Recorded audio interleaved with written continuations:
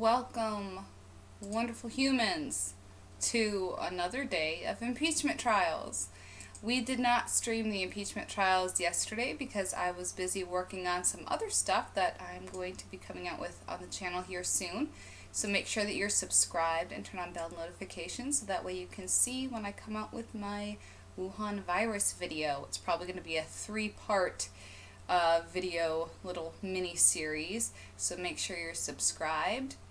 And you can follow us on Twitter and Instagram at growtheinfo is our handle. And on our website, growtheinfo.com, you can find all kinds of good information, press releases, and other resources.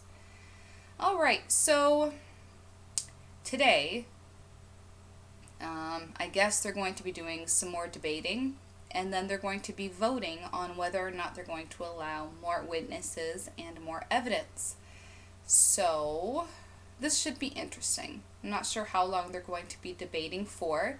Yesterday was another long day of debates, so that's another reason why I did not feel the need to stream it. We've all kind of seen a lot of the back and forth that's been going on. So right now, a lot of the things that people are talking about are one of the people, I forget who it was, I'm trying to remember, I can't remember who it was.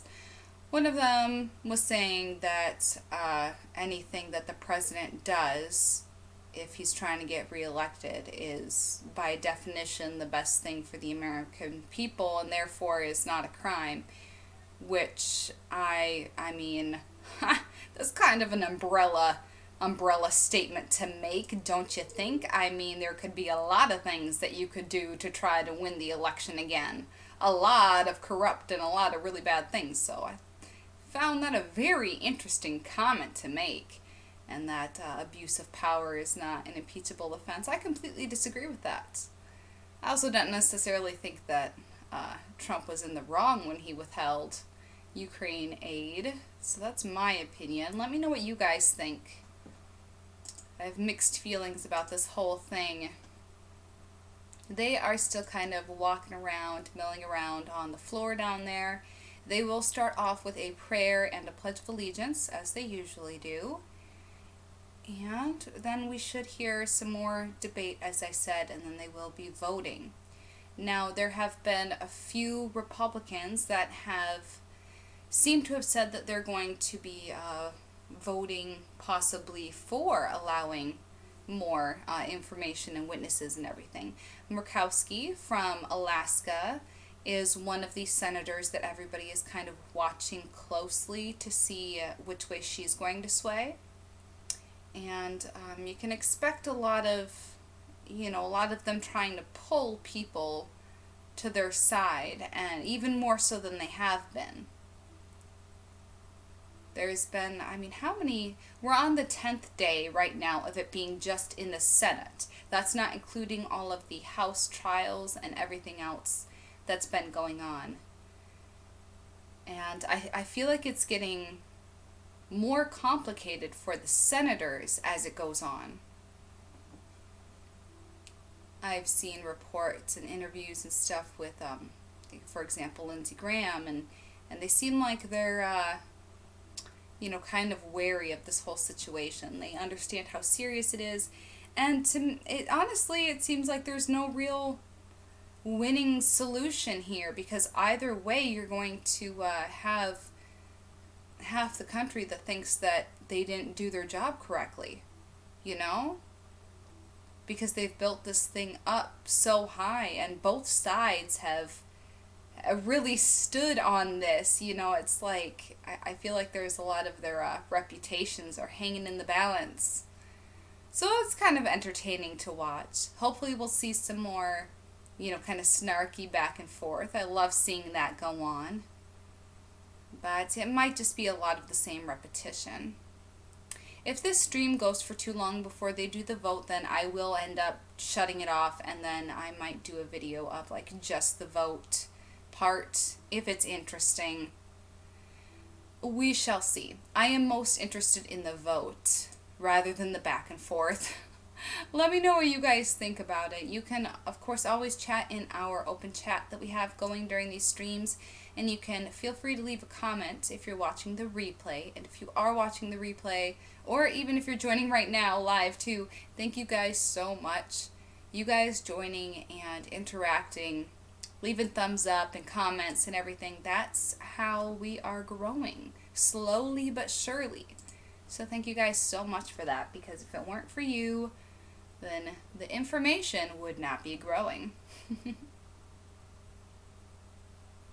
And again, welcome. If you are new, make sure that you have hit the subscribe button so that way you don't miss whenever we come out with streams. I try to do morning news streams occasionally when I'm not working on other stuff.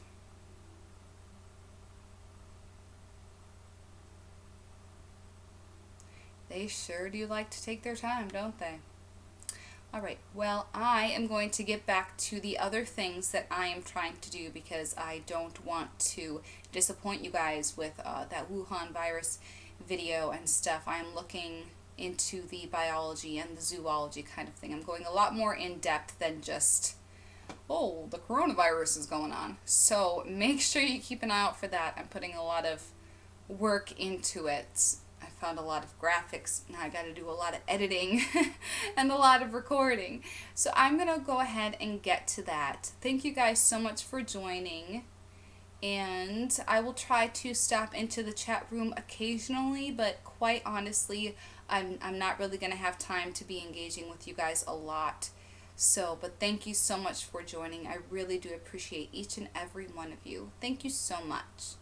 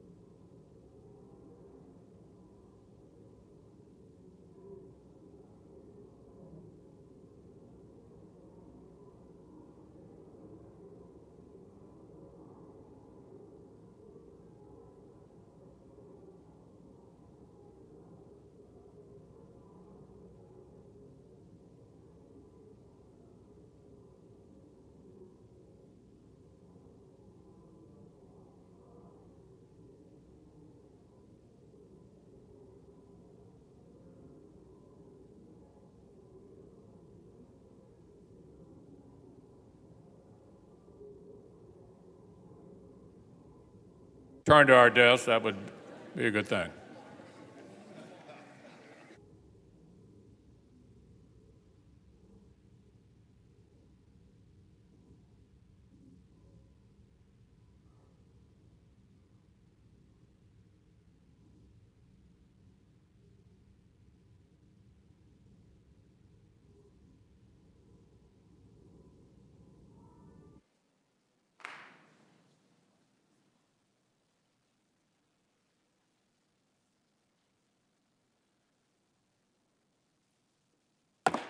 The Senate will convene as a court of impeachment. The chaplain will lead us in prayer.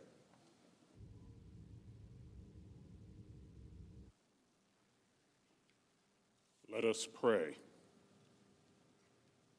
Eternal Lord God, you have summarized ethical behavior in a single sentence. Do for others what you would like them to do for you.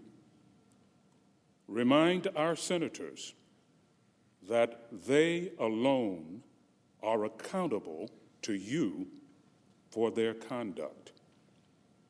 Lord, help them to remember that they can't ignore you and get away with it, for we always reap what we sow. Have your way, mighty God. You are the potter, our senators, and we are the clay. Mold and make us after your will. Stand up, omnipotent God. Stretch yourself. And let this nation and world know that you alone are sovereign. I pray in the name of Jesus. Amen. Amen. Please join me in reciting the Pledge of Allegiance to the flag. I pledge allegiance to the flag of the United States of America and to the republic for which it stands, one nation, under God, indivisible, with liberty and justice for all. Yeah, Bev. He doesn't say that.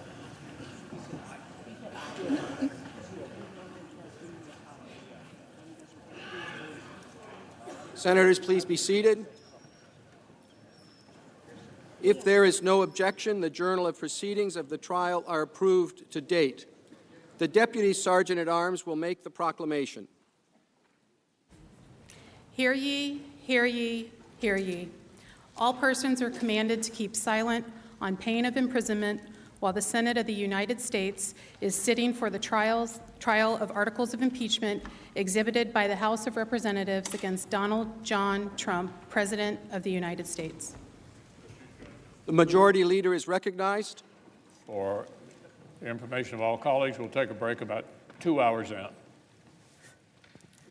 Pursuant to the provisions of Senate Resolution 483, the Senate has provided up to 4 hours of argument by the parties equally divided on the question of whether or not it shall be in order to consider and debate under the impeachment rules any motion to subpoena witnesses or documents.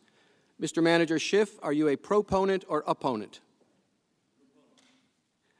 Mr. Cipollone, are you a proponent or opponent? Thank you. Then, Mr. Schiff, you may proceed.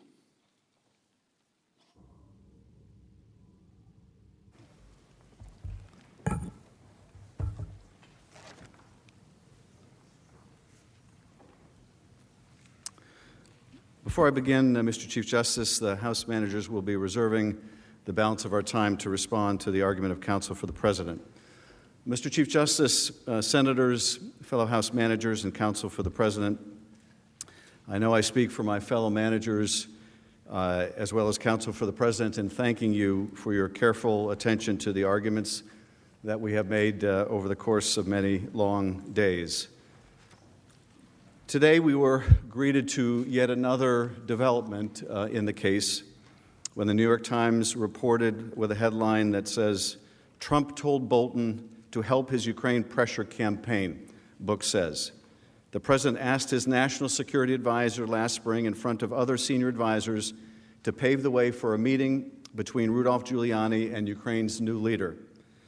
According to the New York Times, more than 2 months before he asked Ukraine's president to investigate his political opponents, President Trump directed John R. Bolton, then his national security advisor, to help with his pressure campaign to extract damaging information on Democrats from Ukrainian officials, according to an unpublished manuscript by Mr. Bolton.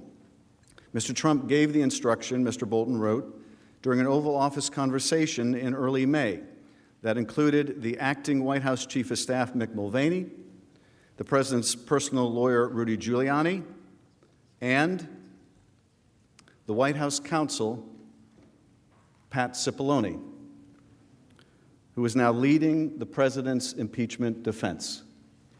Now, you will see in a few moments, and you will recall Mr. Cipollone suggesting that the House managers were concealing facts from this body.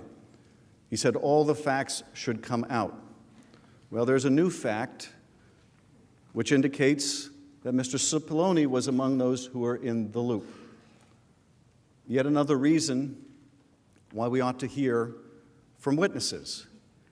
Just as we predicted, and it didn't require any great act of clairvoyance, the facts will come out. They will continue to come out. And the question before you today is whether they will come out in time for you to make a complete and informed judgment as to the guilt or innocence of the president.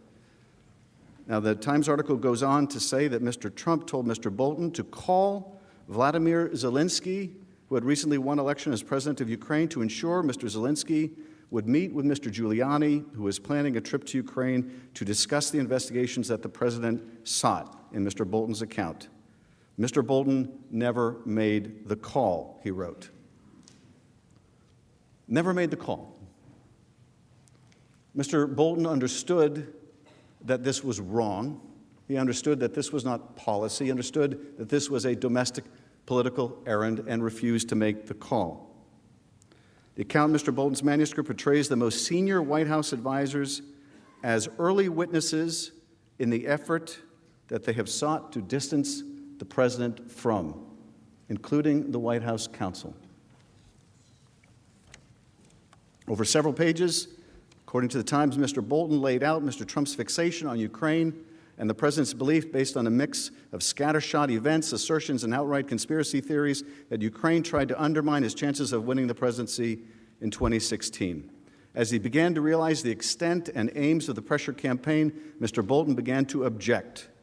He wrote in the book, affirming the testimony of a former National Security Council aide, Fiona Hill, who had said that Mr. Bolton warned that Mr. Giuliani was a hand grenade who's going to blow everybody up. Now, as you might imagine, the president denies this. The president said today, I never instructed John Bolton to set up a meeting for Rudy Giuliani, one of the greatest corruption fighters in America. So here you have the president saying John Bolton is not telling the truth. Let's find out. Let's put John Bolton under oath. Let's find out who's telling the truth. The trial is supposed to be a quest for the truth. Let's not fear what we will learn. As Mr. Cipollone said, let's make sure that all the facts come out.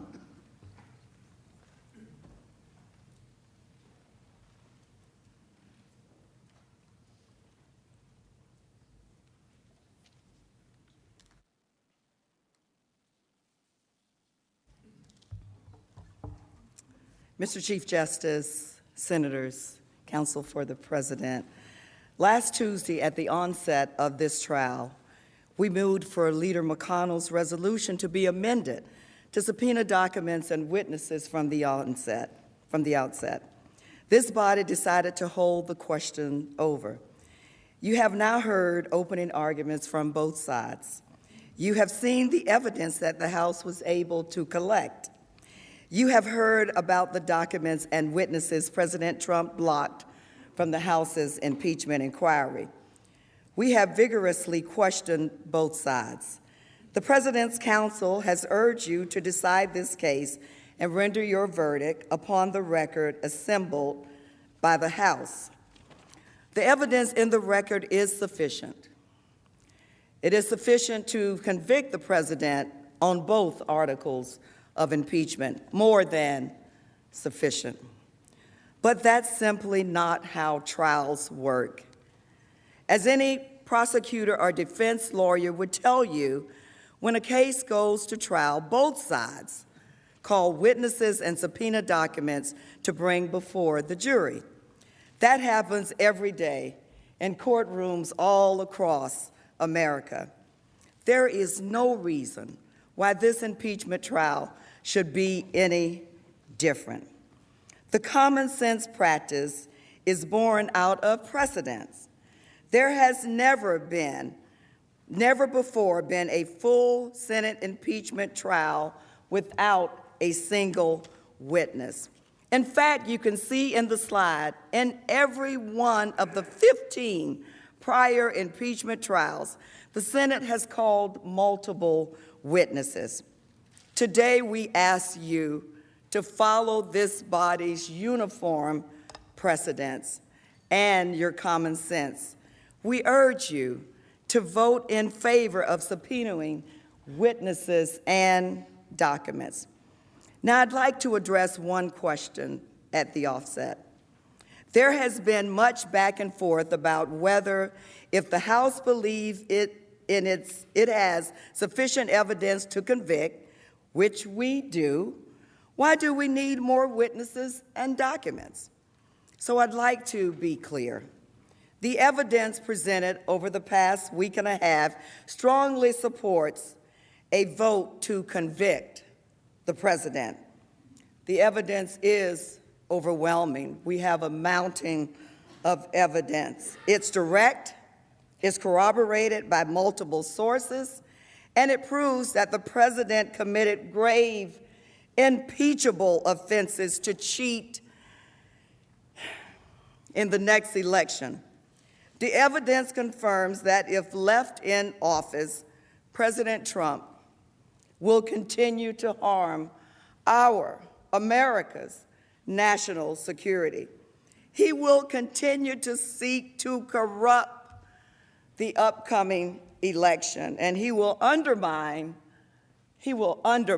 our democracy, all to further his own personal gain. But this is a fundamental question that must be addressed. Is this a fair trial? Is this a fair trial? Is this a fair trial? Without the ability to call witnesses and produce documents, the answer is clearly and unequivocally no. It was the President's decision to contest the facts, and that is his right. But because he has chosen to contest the facts, he shall not be heard to complain. He shall not be heard to complain that the House wishes to further prove his guilt, to answer the questions he would raise. He complains that few witnesses spoke directly to the President about his misconduct beyond his damning conversations with Sondland and Mulvaney. Okay, let's hear from others then. The witnesses the House wishes to call directly to the President's own words, his own admissions of guilt, his own confessions of responsibility. If they did not, all the President's men would be on their witness list, not ours. These witnesses and the documents their agencies produce tell the full story.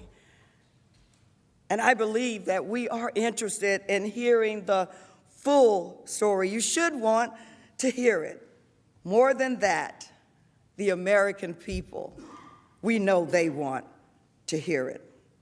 The House Republicans' own expert witness in the House, Professor Turley, said if you could prove The president used our military aid to pressure Ukraine to investigate a political rival and interfere in our elections. It would be an impeachable abuse of power.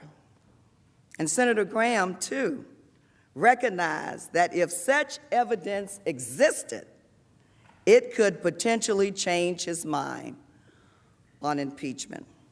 Well, we now have another witness, a fact witness, who would reportedly say exactly that. Ambassador Bolton's new manuscript, which we will discuss in more detail in a moment, reportedly confirms that the president told him in no uncertain terms. We're talking about the former national security advisor saying the president told him in no uncertain terms, no aid until investigations, including the Bidens. For a week and a half, the president has said no such evidence exists. They are wrong. But if you have any doubt about the evidence, the evidence is at your fingertips. The question is, will you let all of us, including the American people, simply hear the evidence and make up their own minds? And you can make up your own minds, but will we let the American people hear all of the evidence? You'll recall that Ambassador Bolton, the president's former national security advisor, is one of the witnesses we asked for last Tuesday. We did not know at the time what he'd say. We didn't know what kind of witness that he would be, but Ambassador Bolton made clear that he was willing to testify and that he had relevant firsthand knowledge that hadn't yet been heard. We argued that we all deserved to hear that evidence, but the president opposed him. Now we know why. Because John Bolton could corroborate the rest of our evidence and confirm the president's guilt. So today, senators, we come before you and we argue again that you let this witness and the other key witnesses we have identified come forward so you have all of the information available to you when you make this consequential decision. If witnesses are not called here, these proceedings will be a trial in name only. And the American people clearly know a fair trial when they see one. Large majorities of the American people want to hear from witnesses in this trial, and they have a right to hear from witnesses in this trial. Let's hear from them. Let's look them in the eye, gauge their credibility, and hear what they have to say about the president's actions.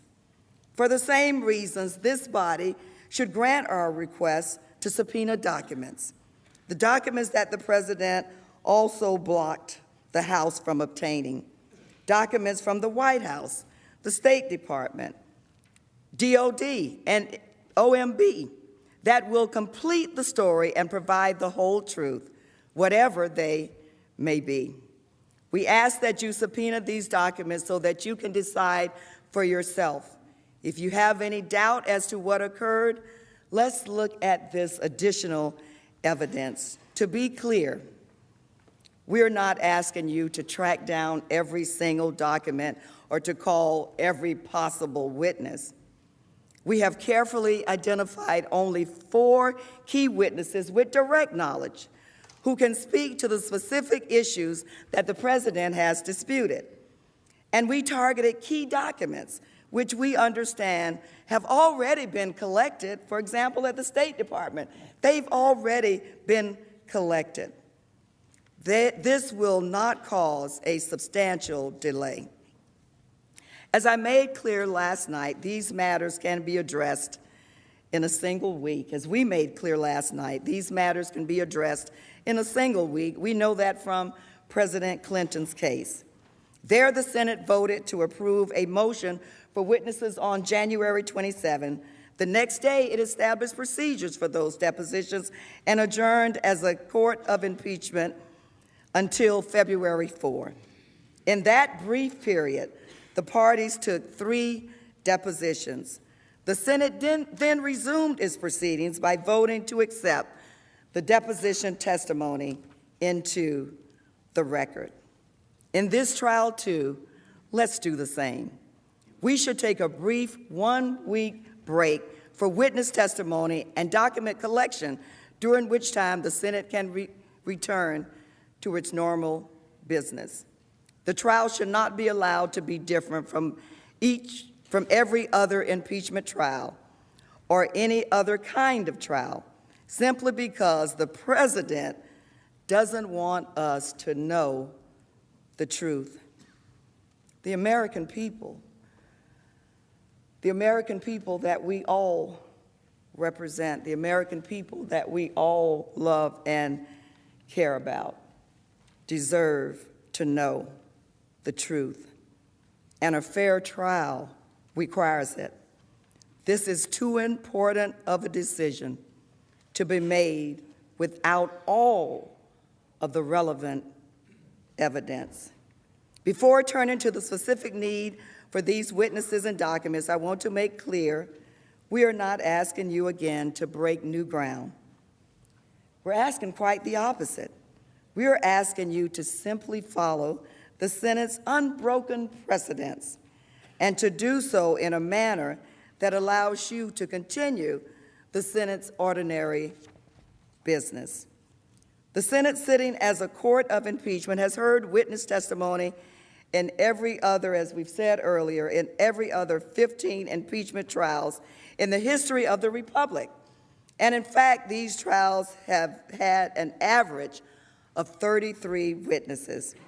And the Senate has repeatedly subpoenaed and received new documents while adjudicating cases of impeachment. That makes sense. Under our Constitution, the Senate does not just vote on impeachments. It does not just debate them. Instead, the Senate is commanded by the Constitution to try all cases of impeachment. Well, a trial requires witnesses. A trial requires documents. This is the American way, and this is the American story. If the Senate denies our motions, it would be the only time in history it has rendered a judgment on articles of impeachment without hearing from a single witness or receiving a single relevant document from the president whose conduct is on trial. And why? How can we justify this break from precedents? How would we justify, for what reason would we break precedents in these proceedings? There are many compelling reasons beyond precedents that demand subpoenas for witnesses and cases and documents in this case. And at this time, I yield to Manager Garcia.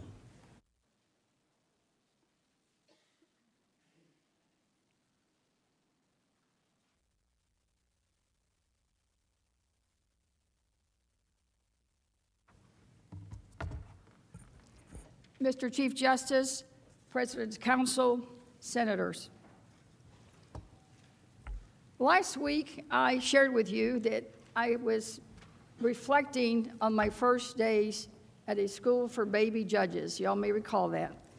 And I mentioned to you that one of the first things they told us was that we had to be good listeners and be patient. And you as judges in this trial have certainly passed the test. Thank you for being good listeners and for being patient with us.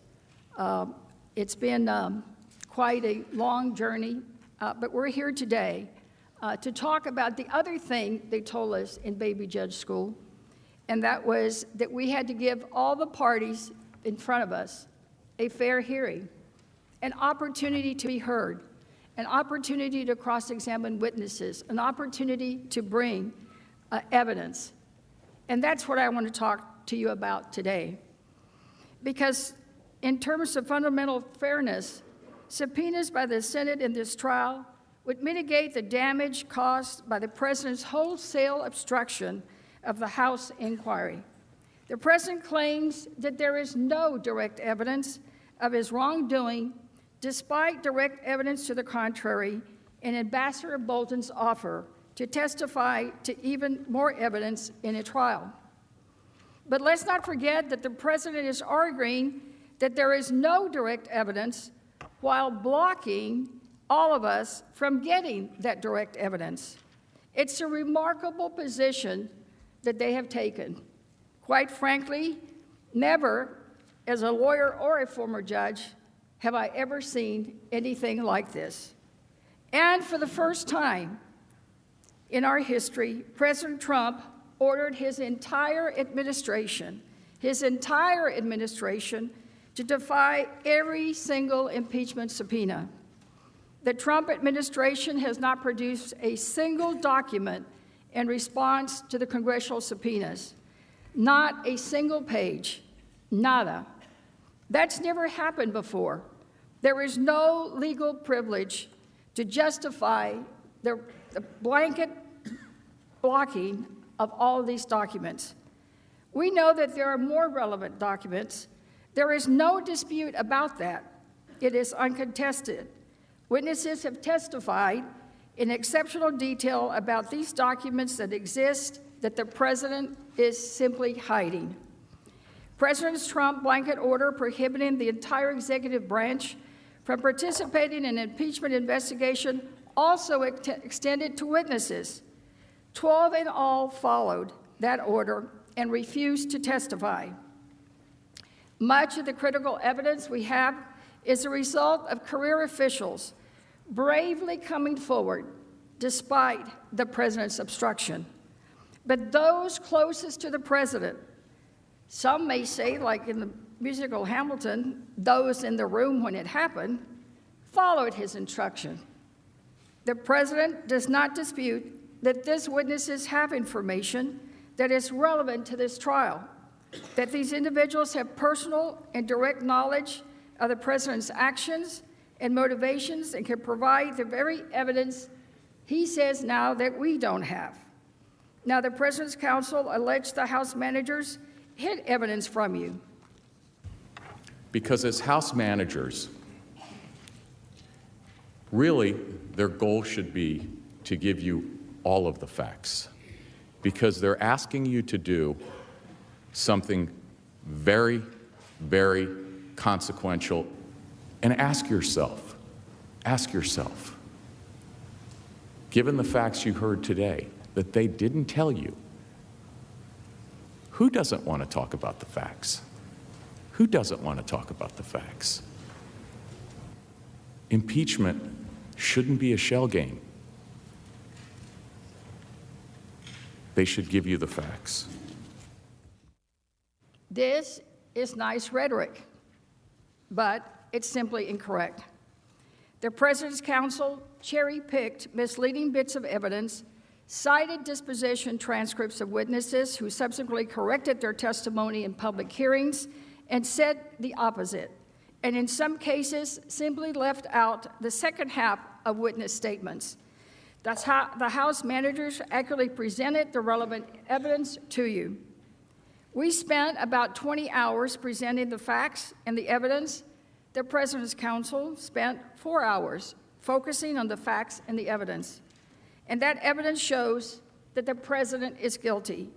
But to the extent certain facts were shown to you, let's be very clear. We are not the ones hiding the facts. The House managers did not hide that evidence. President Trump hid the evidence. And that's why we are the ones standing up here asking you to not let the president silence these witnesses and hide these documents. We don't know precisely what the witnesses will say or what the documents will show, but we all deserve to hear the truth. And more importantly, the American people deserve to hear the truth. Never before has the president been put himself above the law and hid the facts of his offenses from the American people like this one. We cannot let this president be different. Quite simply, the stakes are too high. Second, as this builds on what we have been arguing, the Senate requires and should want a complete evidentiary record before you vote on the most sacred task that the Constitution entrusts in every single one of you. I can respect that some of you have deep beliefs that the removal of this president would be divisive. Others, you may believe that allowing this president to remain in the Oval Office would be catastrophic to our republic and our democracy. But regardless of where you are, or regardless of where you land on this spectrum, you should want a full and complete record before you make a final decision and to understand the full story. It should not be about party affiliation. It should be about seeing all the evidence and voting your conscience based on all the relevant facts. It should be about doing impartial justice. Consider the harm done to our institutions, our constitutional order, and the public faith in our democracy. If the Senate chooses to close its eyes to learning the full truth about the president's misconduct, how can the American people have confidence in the result of a trial without witnesses? Third, the president should want a fair trial. He has repeatedly said that publicly, that he wants a trial on the merits. He specifically said it, you saw a clip, that he wanted a fair trial in the Senate. And that would have to be with witnesses that testify, including John Bolton and Mick Mulvaney. He said that he wants a complete and total exoneration.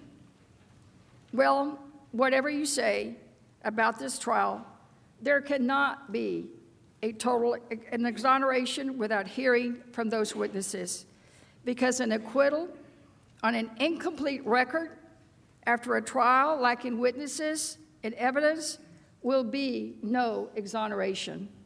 It will be no vindication, not for the president, not for this chamber, and not for the American people.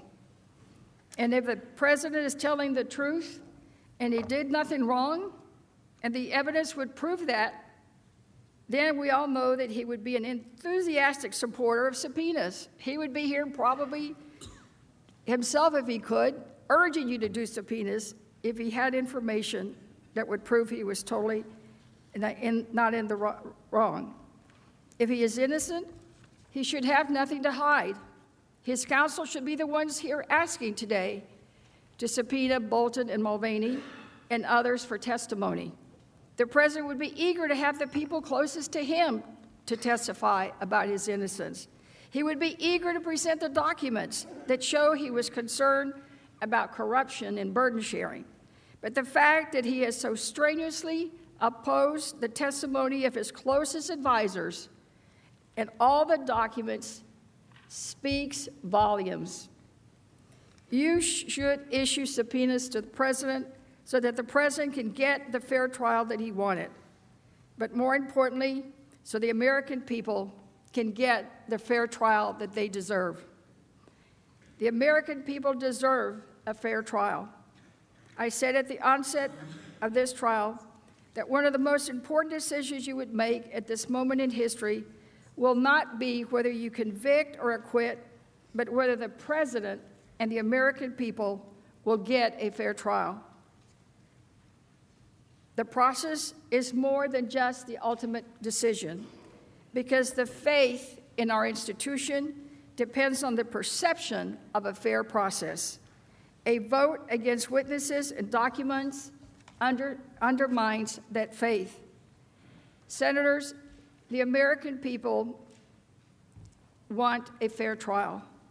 The overwhelming majority of Americans, 3 in 4 voters, 3 in 4, as of this past Tuesday, believe that this trial should have witnesses.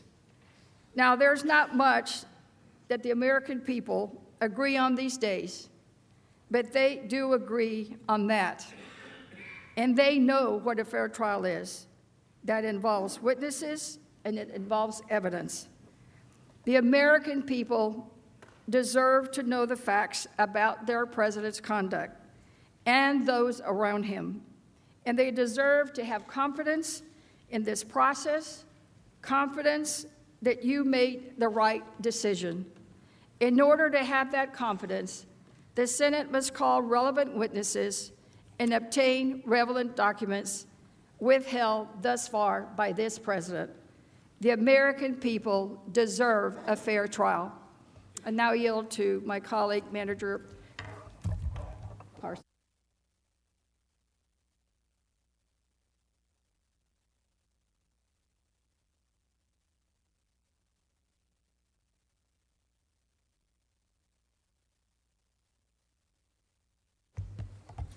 Mr. Chief Justice, members of the Senate, counsel for the President, last week the House managers argued for the testimony of 4 witnesses: Ambassador John Bolton, Mick Mulvaney, Robert Blair, and Michael Duffy.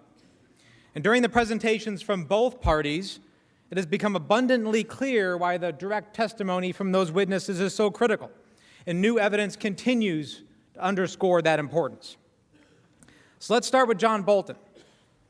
The President's counsel has repeatedly stated that the President didn't personally tell any of our witnesses that he linked the military aid to the investigations. There is simply no evidence anywhere that President Trump ever linked security assistance to any investigations.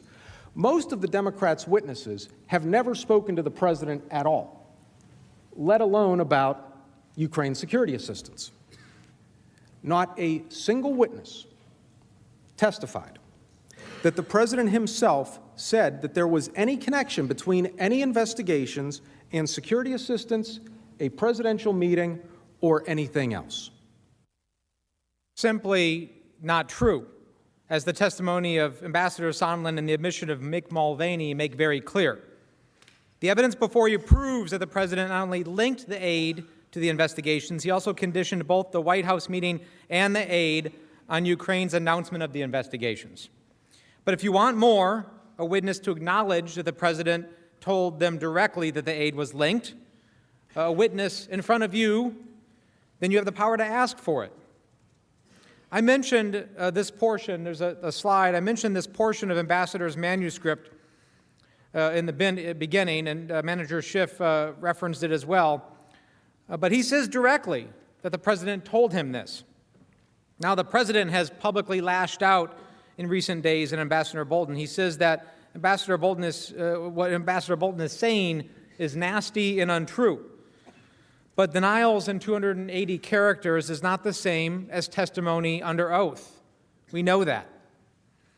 Let's put Ambassador Bolton under oath and ask him point blank. Did the President use $391 million of taxpayer money, military aid intended for an ally at war, to pressure Ukraine to investigate his 2020 opponent? The stakes are too high not to. I'd like to briefly walk you through why Ambassador Bolton's testimony is essential to ensuring a fair trial. Also addressing some of the questions that you've asked in the past 2 days. First, turning back to Ambassador Bolton's manuscript. The President's counsel has said no scheme existed. And the President's counsel has cited repeated denials, public denials, of President Trump's inner circle about Bolton's allegations. None of them, of course, under oath. And as we know from the testimony of Ambassador Bolton, how important being sworn in really is. But Ambassador Bolton, as the top national security aide, has direct insight into the President's inner circle. And he is willing to testify under oath whether, quote, everyone was in the loop, as he testified before. Ambassador Bolton reportedly knows, quote, new details about senior cabinet officials who have publicly tried to sidestep involvement, end quote. including Secretary Pompeo and Mr. Mulvaney's knowledge of the scheme. Second, Ambassador Bolton has direct knowledge of key events outside of the July 25th call that confirm the president's scheme. Remember, this is exactly the type of direct evidence the President's counsel say doesn't exist. That's partly because they would like you to believe that the July 25th call makes up all of the evidence of our case. The call, of course, is just a part of the large body of evidence that you've heard about the past week, but it is a key part. But Ambassador Bolton has critical insight into the President's misconduct outside of this call, and you should hear it. Take, for example, the July 10th meeting with U.S. and Ukrainian officials at the White House. Dr. Hill testified during the meeting that Ambassador Sondland said that he had a deal with Mr. Mulvaney to schedule a White House meeting if the Ukrainians did the investigations.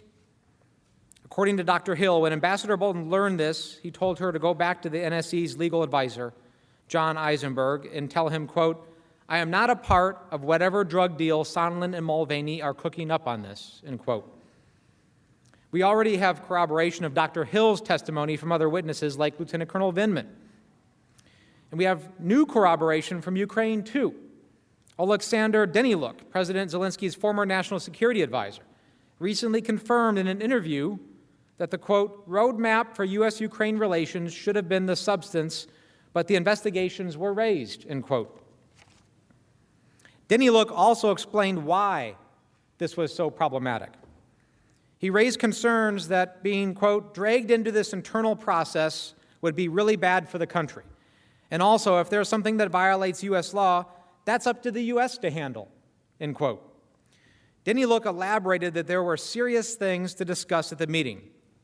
But if instead Ukraine was being dragged into, quote, internal politics using our president, who is fresh on the job, inexperienced, that could just destroy everything, end quote. Another key defense raised by the president has been that Ukraine felt no pressure, that these investigations are entirely proper. Well, here's Ukraine saying the opposite of that. You know what else Deniluk said in the interview? Quote, "It was definitely John who I trusted," end quote, talking about Ambassador Bolton. So if you want to know whether Ukrainians felt pressured, call John Bolton as a witness. He was trusted by Ukraine, and he was there for these key meetings. And he was so concerned that he characterized the scheme as a drug deal and urged Dr. Hill and others to report their concerns to NSC legal counsel, who reports to White House counsel Cipollone. So let's ask Ambassador Bolton these questions directly under oath. The president says Ukraine felt no pressure, that soliciting these investigations wasn't improper. Is that true? If it is true, why is Ukraine publicly saying that the talk of investigations could destroy everything? And if the president's administration thought this was okay, why did you use the words drug deal? We should ask him that. Why did you urge your staff to report concerns to lawyers? These are all questions that we can get the answers to. Third, the president has suggested the House managers have not presented any direct evidence about Mr. Giuliani's role in the scheme. In fact, it appears the House committee wasn't particularly interested in presenting you with any direct evidence of what Mayor Giuliani did or why he did it. Instead, they ask you to rely on hearsay, speculation, and assumption, evidence that would be inadmissible in any court. Well, once again, that's simply not true. But if you want more evidence, we know that Ambassador Bolton has direct evidence of Mr. Giuliani's role regarding Ukraine and expressed concerns about it. The president has suggested that Mr. Giuliani wasn't doing anything improper, and he was not involved in conducting policy. By their own admission, they said he wasn't doing policy. So let's ask John Bolton what Giuliani was doing and whether the investigations were politically motivated or part of our foreign policy. He would know. Dr. Hill testified that Ambassador Bolton said Mr. Giuliani was, quote, a hand grenade, which he explained referred to, quote, all of the statements that Mr. Giuliani was making publicly that the investigations that he was promoting, that the storyline he was promoting, the narrative he was promoting was going to backfire, end quote. The narrative Mr. Giuliani was promoting, of course, was asking Ukraine to dig up dirt on Biden. Dr. Hill also testified that Ambassador Bolton was so concerned, he told Dr. Hill and other members of the NSC staff, quote, "Nobody should be meeting with Giuliani," end quote. And that was, quote, "closely monitoring what Mr. Giuliani was doing and the messaging that he was sending out," end quote. So let's ask Ambassador Bolton. If Mr. Giuliani wasn't doing anything wrong, why were you so concerned about his behavior? And that you directed your staff to have no part in this. If Mr. Giuliani wasn't trying to dig up dirt on Biden, why did you seem to think he was, that he could, quote, blow everything up? Fourth, the president has said that there was nothing wrong with the July 25th call. But once again, the evidence suggests that Ambassador Bolton would testify that the opposite is true. According to witness testimony, Ambassador Bolton expressed concerns even before the call that it would be, quote, a disaster, because he thought there would be, quote, talk of investigations or worse. Now, if the president would have you believe that the call was perfect, as he's repeatedly stated, why don't we find out? Because all of the evidence before you suggests otherwise. And Ukraine knows this is not the case. The call was not perfect. Danieluk is clear on this point. He said, quote, "One thing I can tell you that was clear from this July 25th call is that the issue of the investigations is an issue of concern for Trump," end quote. Or it was clear. But if there's still any uncertainty, we must ask Ambassador Bolton. If there was no scheme, how did you know President Trump would raise investigations on the call? What made you so concerned a call would be a disaster? Fifth, the president's main defense, once again, is that he withheld the military aid for a legitimate reason. But the evidence doesn't support that. We've heard a lot. The evidence doesn't support that. Witness testimony, emails, and other documents confirm that Ambassador Bolton and his subordinates, on many occasions, including through in-person meetings with the president himself, urged the president that there was no legitimate reason to withhold the aid. But if you're not sure, if you think this could in any way have been about a legitimate policy reason, let's ask the National Security Advisor, who was in charge of that. If this was simply a policy dispute, as the president argues, let's ask John Bolton whether that's true. The president also argues that you cannot evaluate the president's subjective intent, that the president can use it in any way he feels is appropriate. That's, of course, not the case. Whether his intent was corrupt is a central part of this case, as it is in nearly every criminal case in the country. As a backup argument, however, the president claims that we want you to read the president's mind. Juries, of course, are routinely... entire impeachment process is about the House manager's insistence that they are able to read everybody's thoughts, they can read everybody's intention, they think you can read minds. They want to tell you what President Trump thought. Of course, are routinely asked to determine the defendant's state of mind. That's central to almost every criminal case in the country. And it's disingenuous for the president's counsel to argue that the defendant's state of mind is unknowable, that it requires a mind reader, or is anything but the most common element of proof of any crime, constitutional or otherwise. But if you want more information, let's ask the president whether John Bolton can help fill in any gaps about his state of mind. If you think about it, John, he knows some of my thoughts. He knows what I think about leaders. Case is about the president's conduct in Ukraine. John Bolton knows a lot about that. Let's hear from him. A fair trial demands it. And it's more than just ensuring a fair trial. It's about remembering that in America, truth matters. As Mr. Bolton said on January 30th, quote, "The idea that somehow testifying to what you think is true is destructive to the system of government we have, I think, is very nearly the reverse. The exact reverse of the truth, end quote. Now, as Manager Schiff started this out,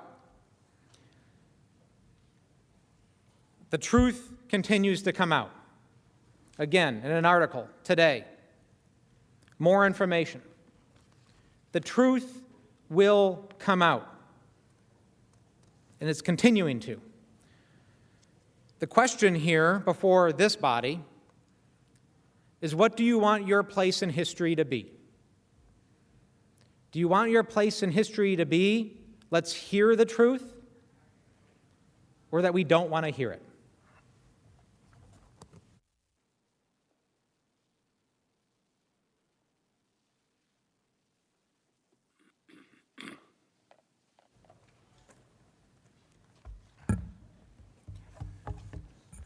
Given our time constraints, we will now summarize the reasons why Mr. Mulvaney, Mr. Duffy, and Mr. Blair are also important.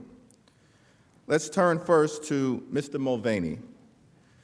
To begin with, Mr. Mulvaney participated in meetings and discussions with President Trump at every single stage of this scheme. We just talked about motive and intent. Well, if you want further insight into the president's motives or intent, further direct evidence of why he withheld the military aid in the White House meeting, you should call his acting chief of staff, who had more access than anyone. Mr. Mulvaney is important because the President's Counsel continues to argue incorrectly that our evidence is just hearsay and speculation. Faced with Ambassador Sondland and Mr. Holmes saying this was all as clear as 2 + 2 = 4, the President says they are just guessing. That is simply not true. The evidence is direct. The evidence is compelling and confirmed by many witnesses, corroborated by text messages, emails, and phone records. But if you want more evidence, if you want another first-hand account for why the aid was withheld, for the undisputed quid pro quo for that White House meeting, let's just hear from Mick Mulvaney. Over and over again, Ambassador Sondland described to multiple witnesses how Mr. Mulvaney was directly involved in the president's scheme. Here's some of that testimony. And so when I came in, Gordon Sondland was basically saying, well, look, we have a deal here that there will be a meeting. I have a deal here with Chief of Staff Mulvaney. There will be a meeting if the Ukrainians open up or announce these investigations into 2016 in Burisma. And I cut it off immediately there. Ambassador Bolton told me that I am not part of this whatever drug deal that Mulvaney and Sondland are cooking up. What did you understand him to mean by the drug deal that Mulvaney and Sondland were cooking up? I took it to mean investigations for a meeting. Did you go speak to the lawyers? I certainly did. What I want to ask you about is, he makes reference in that drug deal to a drug deal cooked up by you and Mulvaney. It's the reference to Mulvaney that I want to ask you about. You've testified that Mulvaney was aware of this quid pro quo, of this condition that the Ukrainians had to meet, that is, announcing these public investigations to get the White House meeting. Is that right? Yeah, a lot of people were aware of it, and including Mr. Mulvaney. Correct. Remarkably, the president is still denying the facts, even as they argue that if it's true, it's still not impeachable. But if the president did nothing wrong, if he held up the aid because of so-called corruption or burden-sharing reasons, he should want his chief of staff to come testify under oath before this distinguished body and say just that. Why doesn't he want Mulvaney to appear before the United States Senate? Well, we know the answer. because Mr. Mulvaney will confirm the corrupt shakedown scheme. Because Mr. Mulvaney was in the loop. Everyone was in the loop.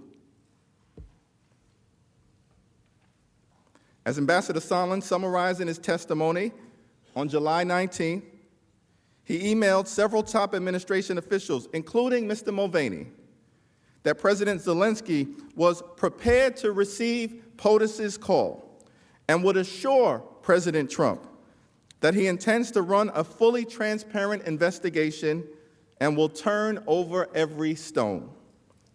Mr. Mulvaney replied, "I asked NSC to set it up for tomorrow." The above email seems clear. Ambassador Sondland testified that it was clear, that he was confirming to Mr. Mulvaney that he had told President Zelensky he had to tell President Trump on that July 25th call that he would announce the investigation, which he explained was a reference to one of the two phony political investigations that President Trump wanted. And Mr. Mulvaney replies that he'll set up the meeting, consistent with the agreement that Sondland explained he'd reach with Mr. Mulvaney to condition a meeting on the investigations. But if there's any uncertainty, if there's any lingering questions about what this means, let's just question Mick Mulvaney under oath. Mr. Mulvaney also matters because we have heard several questions from this distinguished body of senators wanting to understand when or why or how the president ordered the hold on the security aid. As the head of the Office of Management and Budget, Mr. Mulvaney has unique insights into all of these questions. Your questions. Remember that email exchange between Mr. Mulvaney and his deputy, Rob Blair, on June 27th, when Mulvaney asked Blair about whether they could implement the hold? And Blair responded that it could be done, but that Congress would become unhinged.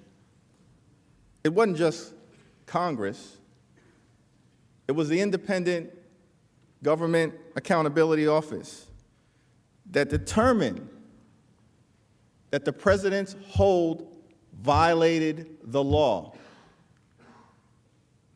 But if the president's counsel is going to argue without evidence that he withheld the aid as part of U.S. foreign policy, seems to make sense that the Senate should hear directly from Mr. Mulvaney, who has firsthand knowledge of exactly these facts. He said so himself. Again, I was involved with the process by which the money was held up temporarily. Okay. Why doesn't President Trump want Mick Mulvaney to testify? Why? Perhaps here's why. Did he also mention to me in the past the corruption related to the DNC server? Absolutely. No question about that. But that's it. And that's why we held up the money. Now, there was a report. So the demand for an investigation into the Democrats was part of the reason that he ordered to withhold funding to Ukraine. The look back to what happened in 2016 certainly was part of the thing that he was worried about in corruption with that nation. And that is absolutely appropriate. But to be clear, what you just described is a quid pro quo. It is funding will not flow unless the investigation into the Democratic server happened as well. We do that all the time with foreign policy. We were holding up money at the same time for what was it? The Northern Triangle countries. We were holding up aid at the Northern Triangle countries so that they would change their policies on immigration. By the way, and this speaks to an important. I'm sorry. This speaks to an important point, because I heard this yesterday, and I can never remember the gentleman who testified. Was it McKinney, the guy? Is that his name? I don't know him. He testified yesterday. And if you go, and if you believe the news reports, okay, because we've not seen any transcripts of this. The only transcript I've seen was Sondland's testimony this morning. If you read the news reports and you believe them, what did McKinney say yesterday? Well, McKinney said yesterday that he was really upset with the political influence in foreign policy. That was one of the reasons he was so upset about this. And I have news for everybody. Get over it. There's going to be political influence in foreign policy. Is that what the Constitution requires? Get over it? Is that good enough for this body, the world's greatest deliberative body? Get over it? The President's counsel can try to emphasize Mr. Mulvaney and his attorney's efforts to walk back this statement. But as you've seen with your own eyes, the statement was unequivocal. And even when given the chance in real time on that day, on October 17th, to deny a quid pro quo, he doubled down. Get over it, he said. But if you have any questions about what the real answer is, where the truth lies, there's only one way to find out. Let's all just question Mr. Mulvaney under oath during a Senate trial. After all, counsel said that cross-examination was the greatest vehicle in the history of American jurisprudence ever invented to ascertain the truth. Your standard. Finally, I'd like to touch briefly on the importance of Mr. Blair and Mr. Duffy to this case. The President's lawyers have argued that withholding foreign aid is entirely within his right as Commander-in-Chief, that this was a normal, ordinary decision, and that this is all just one big policy disagreement. We have proven exactly the opposite. This can't be a policy disagreement because the President's hold actually went against U.S. policy. The hold was undertaken outside of the normal channels by a president who they admit was not conducting policy. The hold was concealed not only from Congress, but from the President's own officials responsible for Ukraine policy. And most importantly, the hold violated the law. The President has the right to make policy, but he does not have the right to break the law and coerce an ally into helping him cheat in our free and fair elections. And he doesn't have a right to use hundreds of millions of dollars in taxpayer funds as leverage to get political dirt on an American citizen who happens to be his political opponent. But if you remain unsure about all of this, who better to ask than Mr. Blair or Mr. Duffy? They oversaw and executed the process of withholding the aid. They can tell us exactly how unrelated to business as usual this whole shakedown scheme was when it was underway. They can testify about why the aid was withheld and whether there was any legitimate explanation for withholding it. Some of you have asked that very question. Multiple officials, including Ambassador Sondland, Ambassador Taylor, David Holmes, Lieutenant Colonel Vindman, Jennifer Williams, and Mark Sandy, all testified that they were never given a credible explanation for the hold. So let's ask Mr. Blair, let's ask Mr. Duffy if this happens all the time, as Mick Mulvaney suggests. Why at this time, in connection with this scheme, were all of those witnesses left in the dark.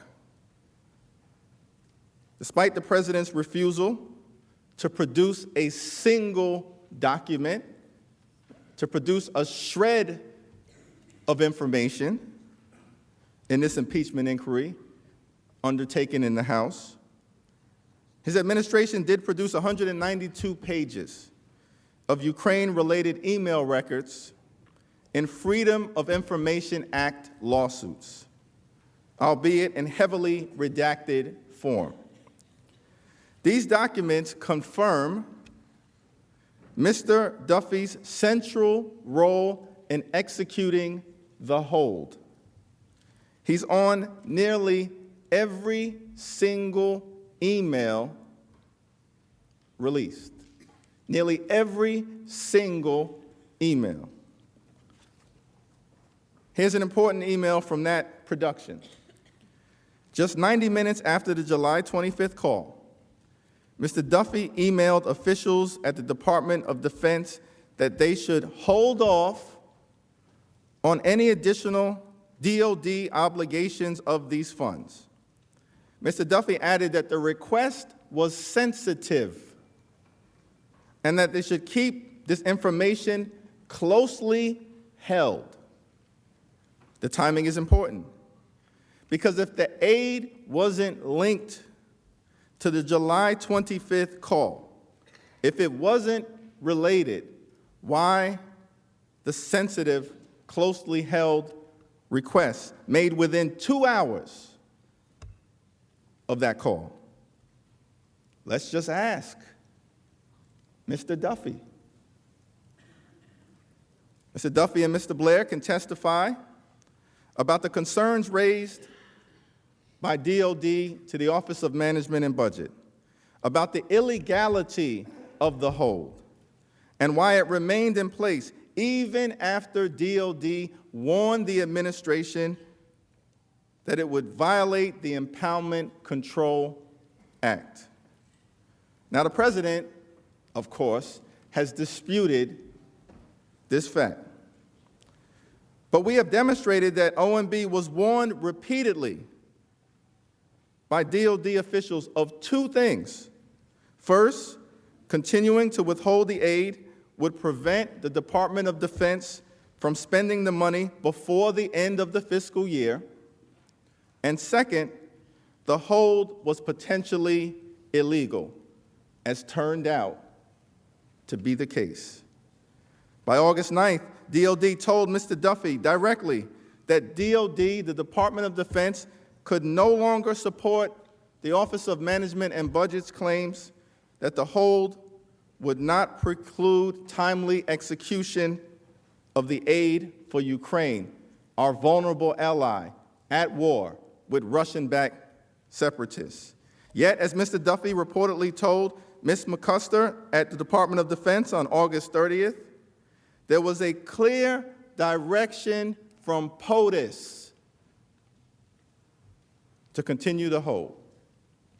Clear direction from the President of the United States to continue the hold. So how did Mr. Duffy understand the clear direction to continue the hold? Why is the President claiming that this wasn't unlawful when DOD, the Department of Defense, repeatedly warned his administration that it was? Wouldn't we all like to ask Mr. Duffy these questions? Finally, here's another reason why we know this was not business as usual.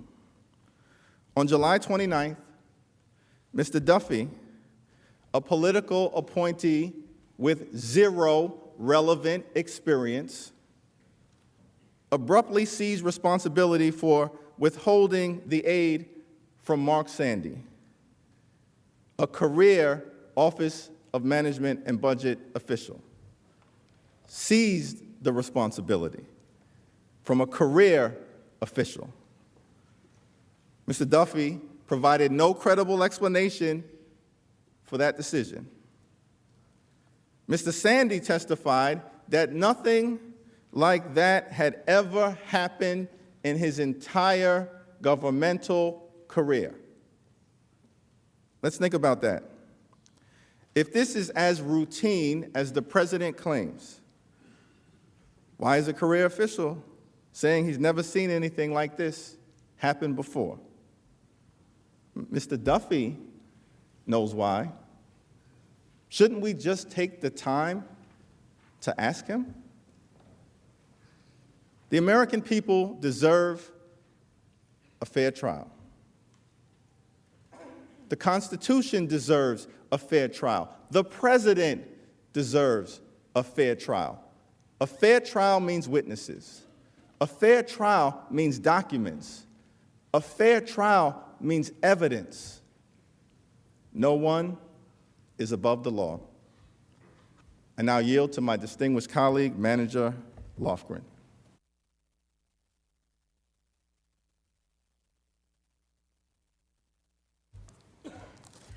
Mr. Chief Justice and Senators, it's not just about hearing from witnesses. You need documents. The documents don't lie. There are specific documents relevant to this impeachment trial in the custody of the White House, OMB, DOD, and the State Department, and the President has hidden them from us. I'm not going to go through each category again in detail, but here are some observations. This is, of course, an impeachment case against the President of the United States. Nothing could be more important. And the most important documents that go directly to who knew what when, are being held by the executive branch. Many of these records are at the White House. The White House has records about the phone calls with President Zelensky, about scheduling an Oval Office meeting with President Zelensky, about the President's decision to hold security assistance, about communications among his top aides, about concerns raised by public officials with legal counsel. We've heard about Ambassador Bolton's handwritten notes and book manuscript and Lieutenant Colonel Vindman's presidential policy memorandum. We know of reports about a number of emails in early August trying to create after-the-fact justifications for the hold, but we haven't seen any of them. They're at the White House, being hidden by the President. I think it's a cover-up. Documents at the State Department, records about the recall of Ambassador Yovanovitch, about Mr. Giuliani's efforts for the President, about concerns raised about the hold, about the Ukrainian reaction to the hold, and when exactly they learned about it, about negotiations with the Ukrainians for an Oval Office meeting. We know of Ambassador Taylor's first-person cable and notes and Mr. Kent's memos to file. We know about Mr. Sondland's emails with Pompeo and Breckbull and Mulvaney and Perry, but we haven't seen them. They're sitting at the State Department. DOD and OMB also have records about President Trump's hold on military aid to Ukraine, about the justification for the hold, about hiding the hold from Congress and trying to justify the hold after the fact, and about why the hold was lifted, but we haven't seen them. They're at DOD and OMB. Why haven't we seen them? Because the President directed all of his agencies not to produce them. This trial should not reward the President's really unprecedented obstruction by allowing him to control what evidence you see and what will remain hidden. You should ask for these documents on behalf of the American people, and you should ask for these documents to get the truth yourself. Now let's come back to the issue of delay, since the President's lawyers have suggested that having witnesses and documents would make this trial take too long. There will be lengthy court battles, they say. The President might even invoke executive privilege for the very first time in this entire impeachment process. It would be better, we're told, to skip straight to the final verdict, to break from centuries of precedent and end this trial without hearing from a single witness, without reviewing a single document that the President ordered hidden. Respectfully, that shouldn't happen. House managers aren't interested in delaying these proceedings. We're interested in the full truth, in a trial that is fair to the parties and to the American people, in the facts that the President's Counsel agrees are so critical to this trial. It's why we've said we won't go to court. We'll follow all the rulings of the Chief Justice. We can get the witness depositions done in a week. In fact, I know we can because if you, the senators, order it, that's the law. You have the sole power to try impeachments. If questions or objections come up, including objections based on executive privilege, the Senate itself and the Chief Justice in the first instance can resolve them. We aren't suggesting that the President waive executive privilege. We simply suggest that the Chief Justice can resolve issues related to any assertion of executive privilege. As the Supreme Court recognized in the case of Judge Walter Nixon, judges will stay out of disputes over how the Senate exercises its sole power to try impeachments.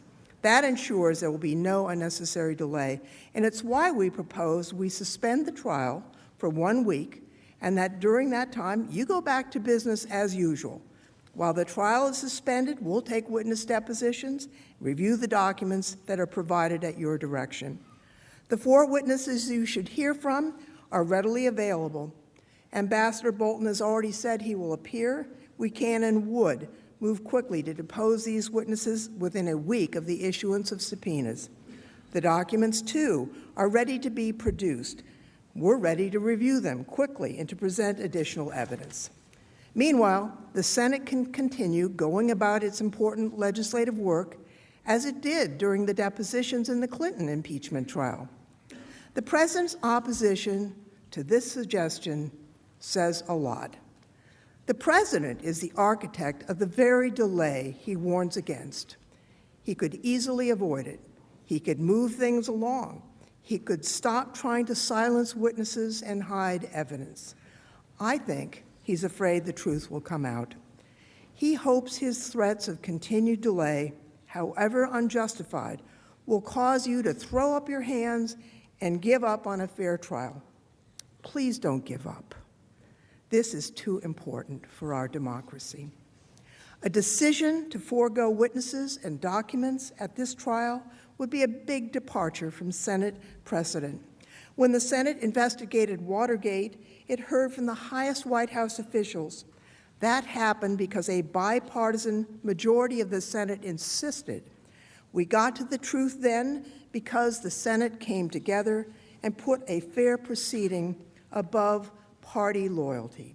We should all want the truth, and so we ask you, do it again, that you put aside any politics, party loyalty, belief in your president, which we understand and sympathize with, but subpoena the documents and the witnesses necessary to make this a fair trial, to hear and see the evidence you need to impartially administer justice. Now, there's been a lot of discussion of executive privilege during this trial. Even if the president asserts executive privilege, something he has not yet done, it wouldn't harm the president's legal rights or cause undue delay, and here's why. Let's focus on John Bolton, since this week's revelations confirm the importance of his testimony. First, as a private citizen, John Bolton is fully protected by the First Amendment if he wants to testify. There's no basis for imposing prior restraint for censoring him just because some of his testimony could include conversations with the president. That's commonplace. As long as his testimony isn't classified, it is shielded by the Free Speech Clause, by the First Amendment. Ambassador Bolton has written a book. It's inconceivable that he is forbidden from telling the United States Senate, sitting as a high court of impeachment, information that shortly will be in print. If the president did attempt to invoke executive privilege, he would fail. It's true for two separate reasons. First, claims of executive privilege always involve a balancing of interests. The Supreme Court confirmed in U.S. v. Nixon, the Nixon tapes case, that executive privilege can be overcome by a need for evidence in a criminal trial. That is even more true here. In an impeachment trial of the President of the United States, which is probably the most important interest under the Constitution, it would certainly outweigh any claim of privilege. Precedent confirms the point. To name just a few, National Security Advisors for President Carter, Zbigniew Brzezinski, President Clinton, Samuel Berger, President George W. Bush, Condoleezza Rice, and President Obama, Susan Rice, testified in congressional investigations. These advisors discussed their communications with top government officials, including the presidents they served. There's no reason why all of these officials could testify in the normal course of events and hearings, but Ambassador Bolton, a former official, couldn't testify in the most important trial there could possibly be. The second reason is the President waived any claim of executive privilege about Ambassador Bolton's testimony.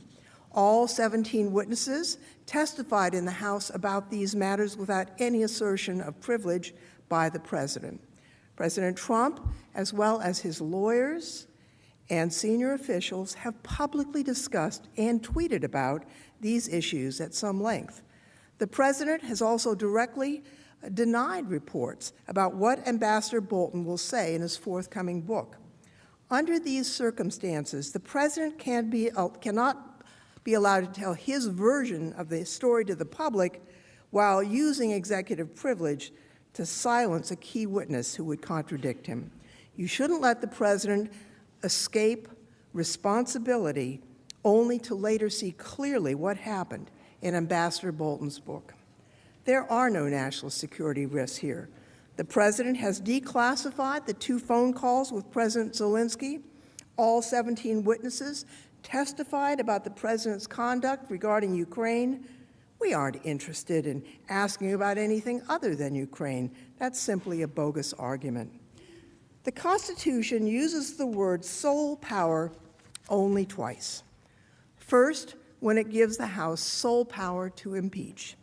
And second, Article 1, Section 3, where it gives the Senate sole power to try impeachments. And here's what it says. The Senate shall have the sole power to try all impeachments. When the President of the United States is tried, the Chief Justice shall preside. Now, I think that provision in the Constitution means something. It's up to the Senate to decide how to try this impeachment with fairness, with witnesses, and documents.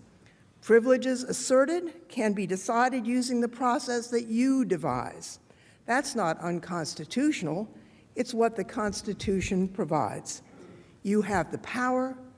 You decide. Please decide for a fair trial that will yield the truth and serve our Constitution and the American people. I yield now to Manager Schiff.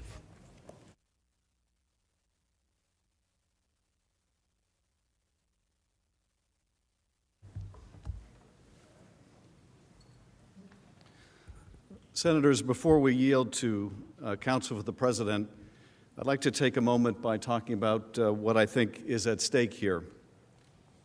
A no vote on the question before you will have long-lasting and harmful consequences long after this impeachment trial is over. We agree with the President's counsel on this much. This will set a new precedent. This will be cited in impeachment trials from this point to the end of history. You can bet in every impeachment that follows, whether it is a presidential impeachment or the impeachment of a judge, if that judge or president believes that it is to his or her advantage that there shall be a trial with no witnesses, they will cite the case of Donald J. Trump. They will make the argument that you can adjudicate the guilt or innocence of the party who is accused without hearing from a single witness, without reviewing a single document. And I would submit that will be a very dangerous and long-lasting precedent that we will all have to live with. President Trump's wholesale obstruction of Congress strikes at the heart of our Constitution and democratic system of separation of powers. Make no mistake, the president's actions in this impeachment inquiry constitute an attack on congressional oversight, on the co-equal nature of this branch of government, not just on the House, but on the Senate's ability as well to conduct its oversight, to serve as a check and balance on this president and every president that follows. If the Senate allows President Trump's obstruction to stand, it effectively nullifies the impeachment power. It will allow future presidents to decide whether they want their misconduct to be investigated or not, whether they would like to participate in an impeachment investigation or not. That is a power of the Congress. That is not a power of the president. By permitting a categorical obstruction, it turns the impeachment power against itself. How do we respond to this unprecedented obstruction will shape future debates between our branches of government and the executive forever. And it's not just impeachment. The ability of Congress to conduct meaningful and probing oversight that by its nature is intended to be a check and balance on the awesome powers of the executive branch, hinges on our willingness to call witnesses and compel documents that President Trump is hiding with no valid justification, no precedential support. If we tell the president effectively, you can act corruptly, you can abuse the powers of your office to coerce a foreign government to helping you cheat in an election by withholding military aid, and when you're caught, you can further abuse your powers by concealing the evidence of your wrongdoing, the president becomes unaccountable to anyone. Our government is no longer a government with three co-equal branches. The president effectively, for all intents and purposes, becomes above the law. This is, of course, the opposite of what the framers intended. They purposely entrusted the power of impeachment to the legislative branch so that it may protect the American people from a president who believes that he can do whatever he wants. So we must consider how our actions will reverberate for decades to come and the impact they will have on the functioning of our democracy. And as we consider this critical decision, it's important to remember that no matter what you decide to do here, whether you decide to hear witnesses and relevant testimony, the facts will come out in the end. Even over the course of this trial, we have seen so many additional facts come to light. The facts will come out. In all of their horror, they will come out. And there are more court documents and deadlines under the Freedom of Information Act. Witnesses will tell their stories in future congressional hearings, in books, and in the media. This week has made that abundantly clear. The documents the president is hiding will come out. The witnesses the president is concealing will tell their stories. And we will be asked why we didn't want to hear that information when we had the chance, when we could consider its relevance and importance in making this most serious decision. What answer shall we give if we do not pursue the truth now, if we allow it to remain hidden until it is too late to consider on the profound issue of the president's innocence or guilt? What we are asking you to do on behalf of the American people is simple. Use your sole power to try impeachment by holding a fair trial. Get the documents they refuse to provide to the House. Here are the witnesses they refuse to make available to the House, just as this body has done in every single impeachment trial until now. Let the American people know that you understand they deserve the truth.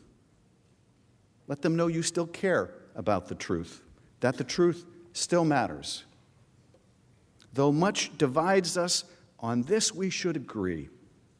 A trial stripped of all its trappings, should be a search for the truth, and that requires witnesses and testimony. Now, you may have seen just this afternoon the President's former Chief of Staff, General Kelly, said that a Senate trial without witnesses is a job only half done. Trial without witnesses is only half a trial. Well, I have to say I can't agree. A trial without witnesses, no trial at all. You either have a trial or you don't. And if you're going to have a real trial, you need to hear from the people who have firsthand information. Now, we presented some of them to you, but you know as well as we, there are others that you should hear from. But let me close this portion with words, I think, more powerful than General Kelly's, and they come from John Adams, who in 1776 wrote, "Together with the right to vote, those who wrote our Constitution considered the right to trial by jury the heart and lungs, the mainspring and the center wheel of our liberties, without which the body must die, the watch must run down, the government must become arbitrary." Now, what does that mean? Without a fair trial, the government must become arbitrary. Now, of course, he's talking about the right of an average citizen to a trial by jury. Well, if in courtrooms all across America, when someone is tried, but they're a person of influence and power, they can declare at the beginning of the trial, if the government's case is so good, let them prove it without witnesses. If people of power and influence can insist to the judge that the House, that the prosecutors, that the government, that the people must prove their case without witnesses or documents, a right reserved only for the powerful. Because, you know, only Donald Trump of any defendant in America can insist on a trial with no witnesses. If that should be true in courts throughout the land, then as Adams wrote, the government becomes arbitrary. Because whether you have a fair trial or no trial at all depends on whether you are a person of power and influence like Donald J. Trump.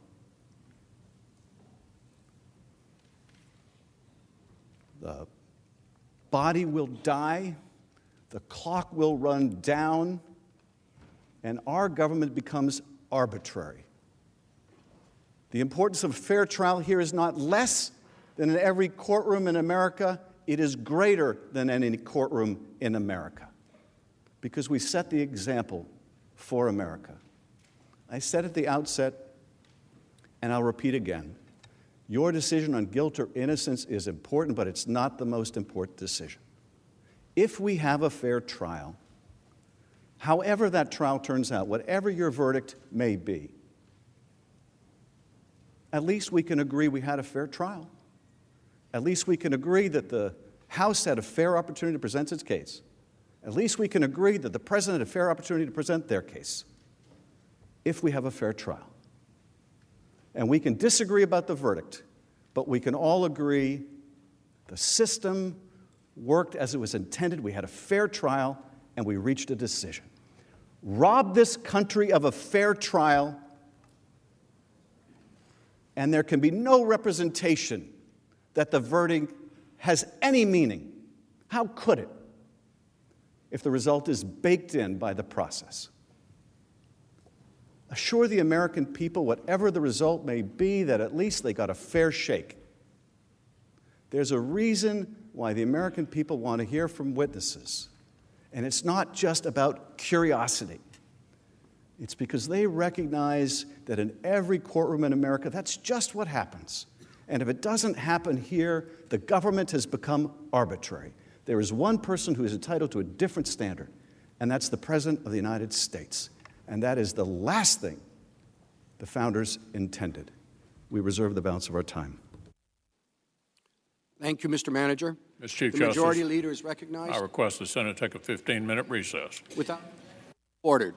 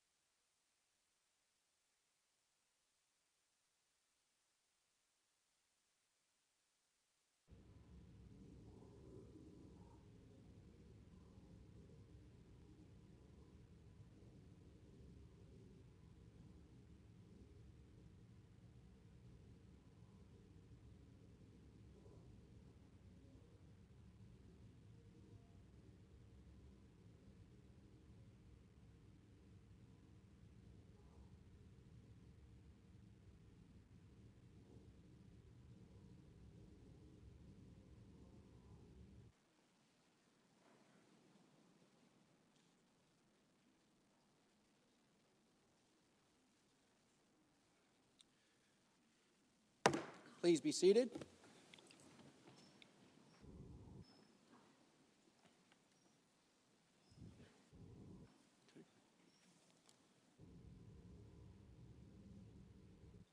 Ready to hear the presentation from counsel for the president?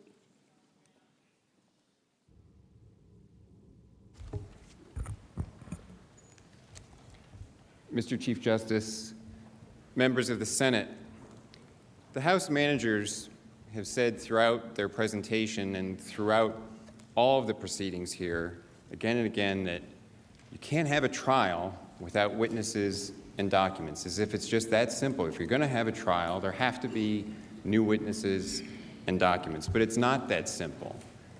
And that's really something that is a trope that's being used to disguise the real issues, the real decisions that you'd be making on this decision about witnesses. Because there's a lot more at stake there. And let me unpack that and explain what's really at stake there. The first is this idea that if you come to trial, you've always got to go to witnesses, have new witnesses come in and that.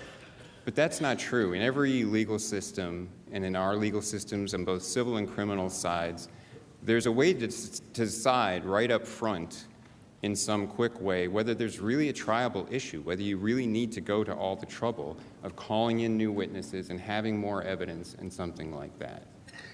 And there's not here. There's no need for that, because these articles of impeachment on their face are defective. And we've explained that. Let me start with the second article on the obstruction charge. We've explained that that charge is really trying to say that it's an impeachable offense for the president to defend the separation of powers. That can't be right. But it's also the case that no witnesses are going to say anything that makes any difference to the second article of impeachment. That all has to do with the validity of the grounds the president asserted, the fact that he asserted longstanding constitutional prerogatives of the executive branch in specific ways to resist specific deficiencies in the subpoenas that were issued. No fact witness is going to come in and say anything that relates in any way to that. It's not going to make any difference. And on the first article of impeachment, that too is defective on its face. And we've explained, we heard it again today here, that the way they have this subjective theory of impeachment that will show abuse of power by focusing just on the president's subjective motives. And they said again today here that the way they can show the president did something wrong is that he defied the foreign policy of the United States. And I talked about that before, this theory that he defied the agencies within the executive branch. He wasn't following the policy of the executive branch. That's not a constitutionally coherent statement. The theory of abuse of power that they framed in the first article of impeachment would do grave damage to the separation of powers under our Constitution, because it would become so malleable. They can pour into it anything they want to find illicit motives for some perfectly permissible action. It becomes so malleable, it's no different than maladministration, the exact ground that the framers rejected during the Constitutional Convention.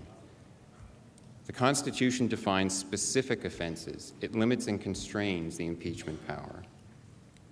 Now, there's also the fact that we actually heard from a lot of witnesses. We heard from a lot of witnesses in the proceedings so far. You've heard 192 video clips by our count from 13 different witnesses.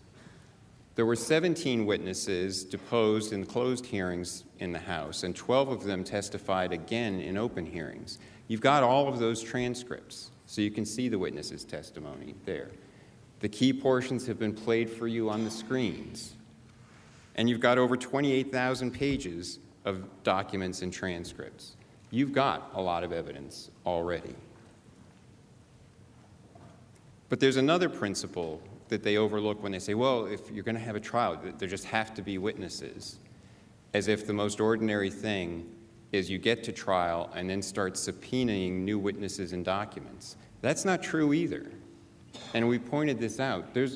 In the regular courts, the way things work is you've got to do a lot of work preparing a trial called discovery to find out about witnesses and depose them and find out about documents before you get to trial. You can't show up the day of trial and say, oh, Your Honor, actually, we're not ready. We didn't subpoena John Bolton or witness X or witness Y. And now we want to subpoena that witness. Now we want to do discovery. And why does that matter here? Because here, to show up not having done the work and to expect that work to be done in the Senate by this body has grave consequences for the institutional interests of this body, and it sets a precedent.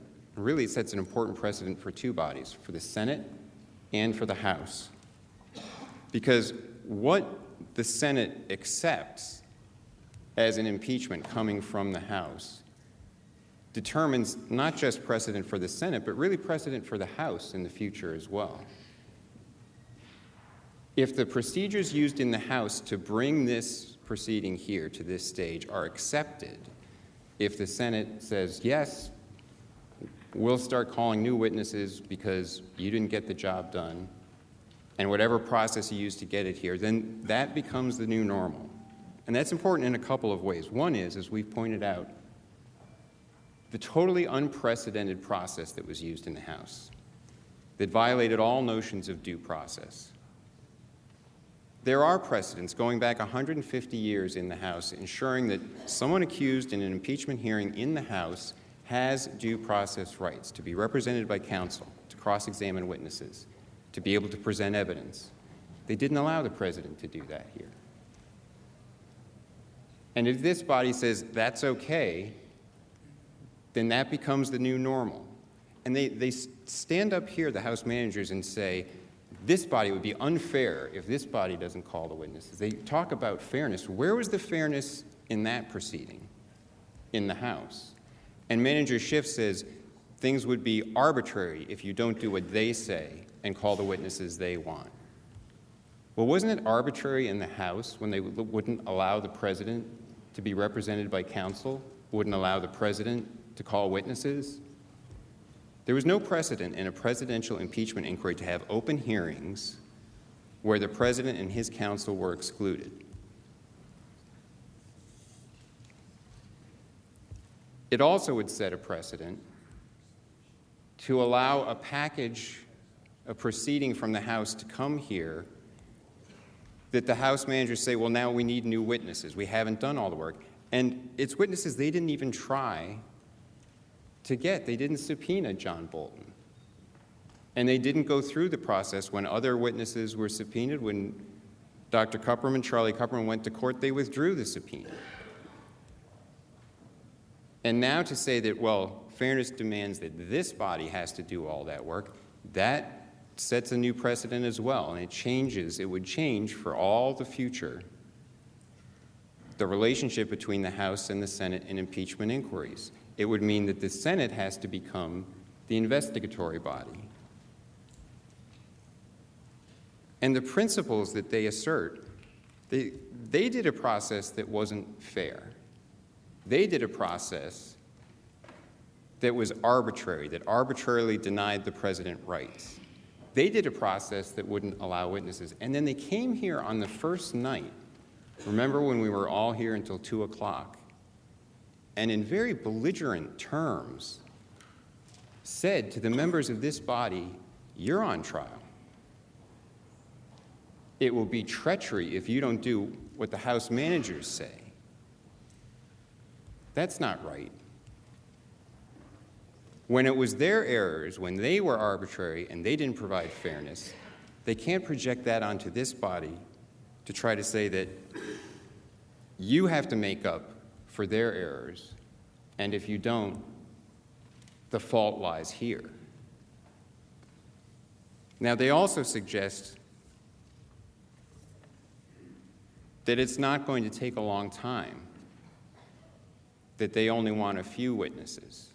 But of course, if things are opened up to witnesses, and it is going to be fair, it's not just one side, it's not just the witnesses that they would want. The president would have to be permitted to have witnesses. And with all respect Mr. Chief Justice, the idea that if a subpoena is sent to a senior advisor to the president and the president determines that he will stand by the principle of immunity that's been asserted by virtually every president since Nixon, that that'll just be resolved by the Senate right here, whether or not that privilege exists, by the Chief Justice sitting as presiding officer. That doesn't make sense. That's not the way it works. The Senate, even when the Chief Justice is the presiding officer here, can't unilaterally decide the privileges of the executive branch. That dispute would have to be resolved in another way, and it could involve litigation, and it could take a lot of time. So the idea that this will all be done quickly, if everyone just does what the House managers say, is not realistic. It's not the way that the process would actually have to play out in accord with the Constitution. And that has another significant consequence, again, affecting this institution as a precedent going forward. Because what it suggests, the new normal that would be created then is kind of an express path for precisely the sort of impeachments that the framers most feared.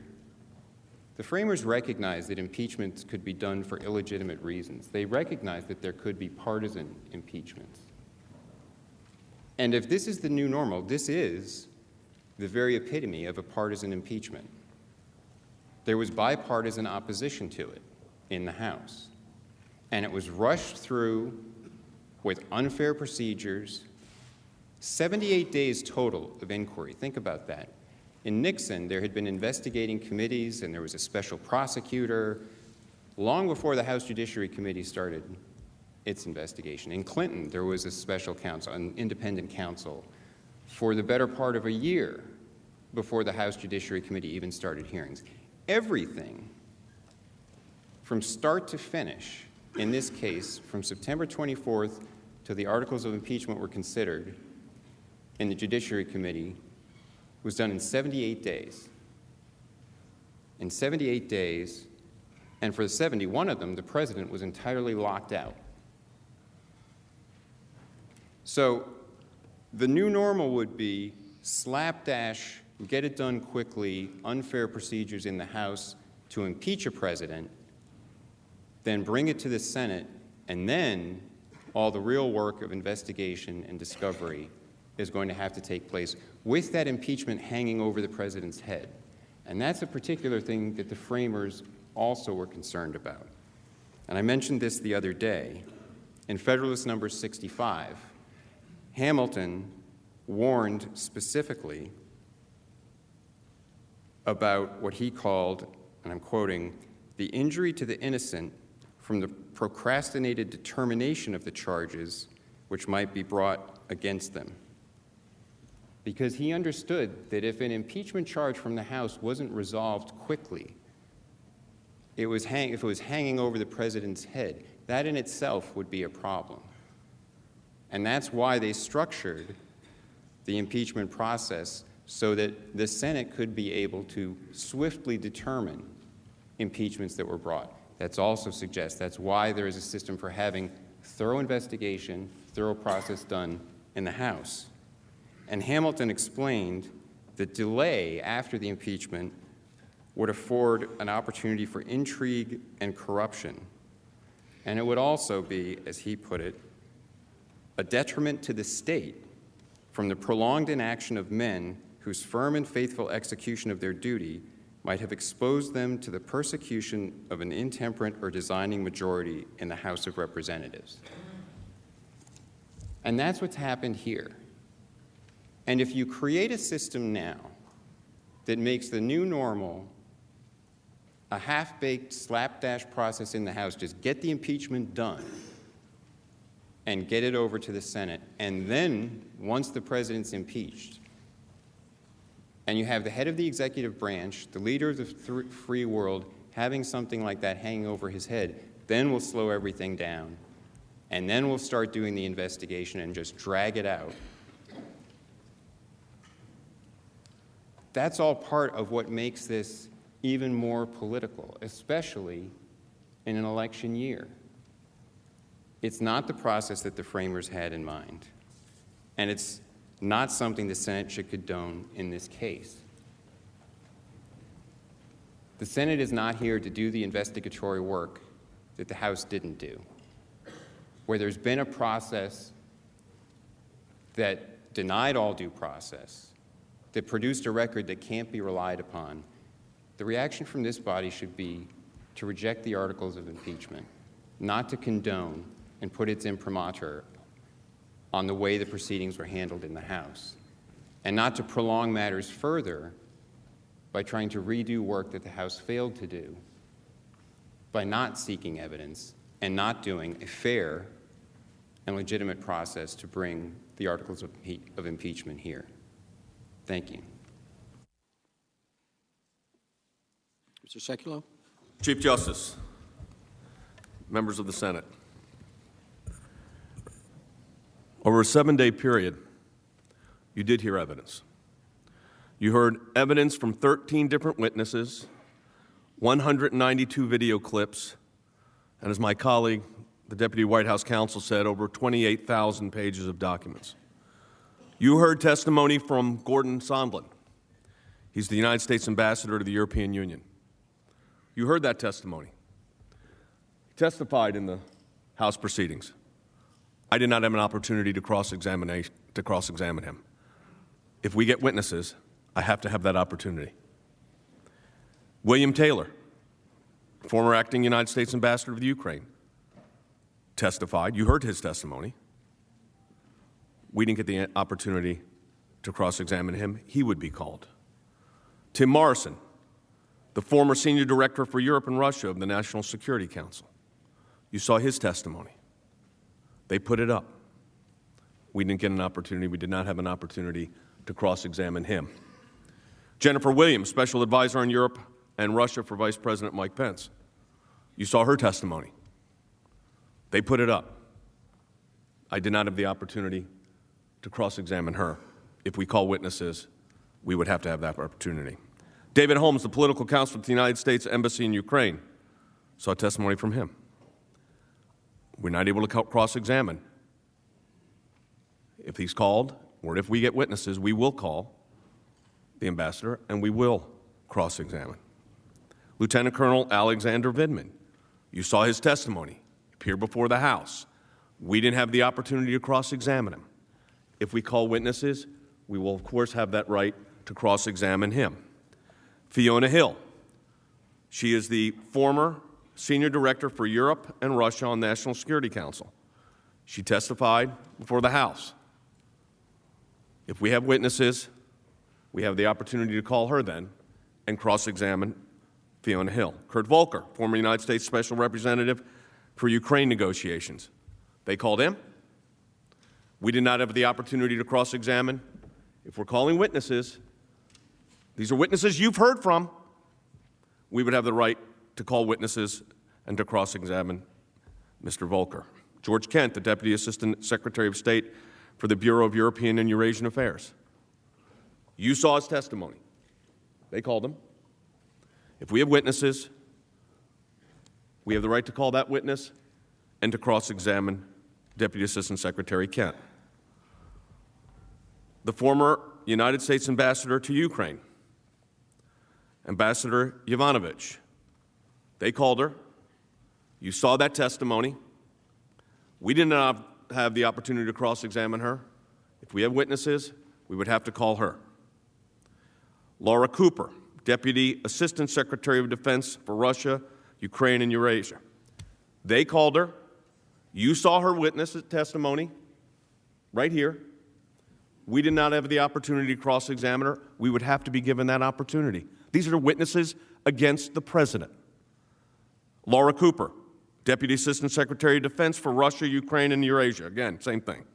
David Hale, Undersecretary of State for Political Affairs. He was called by the House. You saw his testimony. We never had the opportunity to cross-examine. If we have witnesses, we have to have the opportunity to do that. There were other witnesses that were called, or you saw their testimony or heard their testimony, where it was referred to: Catherine Croft, the Special Advisor for Ukraine Negotiations, Department of the State; Mark Sandy, the Deputy Associate Director for National Security Programs; and Christopher Anderson, Special Advisor for Ukraine Negotiation, Department of State. You heard their testimony referred to. We did not have the opportunity to cross-examine them. So this isn't going to happen if witnesses are called in a week. Now, that's just the witnesses that have been produced that you have seen by the House managers. You are being called upon to make consequential constitutional decisions. Consequential decisions for our Constitution. We talk about the burden of proof. I've said this before, I'll say it again. 31 times the manager said they proved their case. 29 times they said the evidence was overwhelming. Manager Nadler, he didn't only say it was overwhelming in his view. On page 739 of the congressional record, he's very clear. He says, not only is it strong, there is no doubt. That's what he says. The one thing that the House managers think the President and Council's got right is, quoting me, talking about Mr. Nadler, Manager Nadler, as saying, beyond any doubt, it is indeed beyond any doubt. Now, of course, we think that they have not proven their case by any stretch of any proper constitutional analysis. In the Clinton investigation, they talk about witnesses being called, but the 3 witnesses that were called had either testified before the grand jury or before the House committees. These weren't new witnesses. What Mr. Philbin said is correct. Under our constitutional design, they're supposed to investigate. You are to deliberate. But what they're asking you to do is now become the investigative agency, the investigative body. If they needed all this additional evidence, which they said they don't need, and by the way, not only did they say it in the record, this is House Manager Nadler, quote, this is when he was on CNN back on the 15th of this month, we brought the articles of impeachment because despite the fact that we didn't hear from many witnesses, we heard from enough witnesses to prove the case beyond any doubt at all. The same can be said of Representative Lofgren. You know, we have evidence proving the case through, for example, at the meeting when Bolton said it was a drug deal. Well, we have fact witnesses. Hill was there, Vindman was there, Sondland was there. So this idea that they haven't had witnesses, that's the smokescreen. You've heard from a lot of witnesses. The problem with the case, the problem with their position is, even with all of those witnesses, it doesn't prove up an impeachable offense. The articles fail. I think it's very dangerous if the House runs up, which they did, articles of impeachment quickly, so quickly that they are clamoring for evidence, despite the fact that they put all of this evidence forward. They got their wish of an impeachment by Christmas. That was the goal. But now they want you to do the work they failed to do. But as I said, time and time again we heard, you didn't hear from witnesses, you didn't hear from many witnesses. Mr. Schiff modified that a little bit today. A little bit. You heard from a lot of witnesses. But if we go down the road of witnesses, this is not a one-week process. Remember I talked about the waving the wand and Ukrainian corruption in Ukraine was gone. You're not going to have a witness wand here where we just say, okay, you got a week to do this and get it done. There's no way that would be proper under due process. But you know, due process is supposed to be for the person accused. And they are turning it on its head. They brought the articles before you. They're the ones that rushed the case up and then held it before you could actually start the proceedings. But they're the ones that passed the articles before Christmas.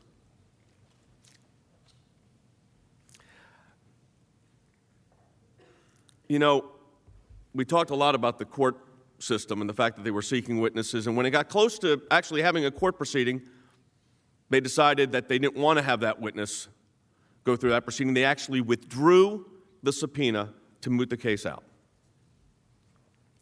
How many constitutional challenges will we have in this body because they placed a burden on you that they wouldn't take themselves in putting their case forward?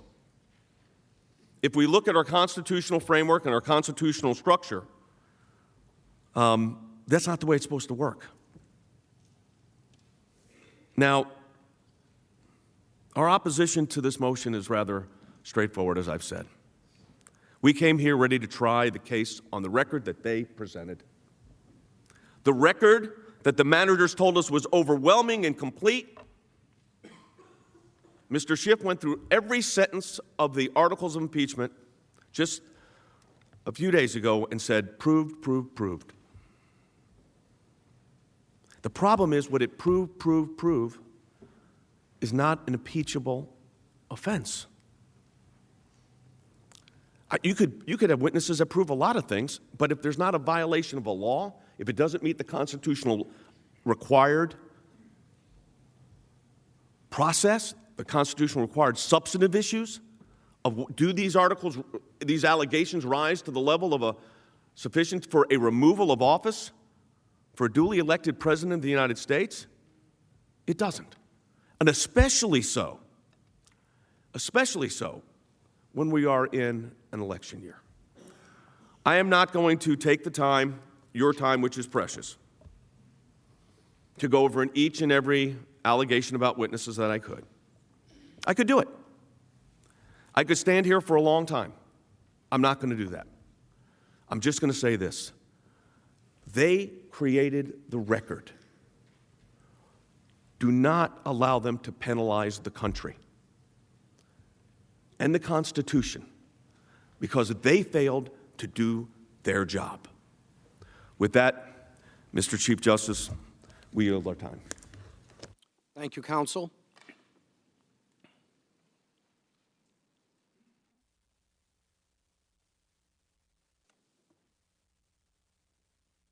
The House managers have 30 minutes remaining.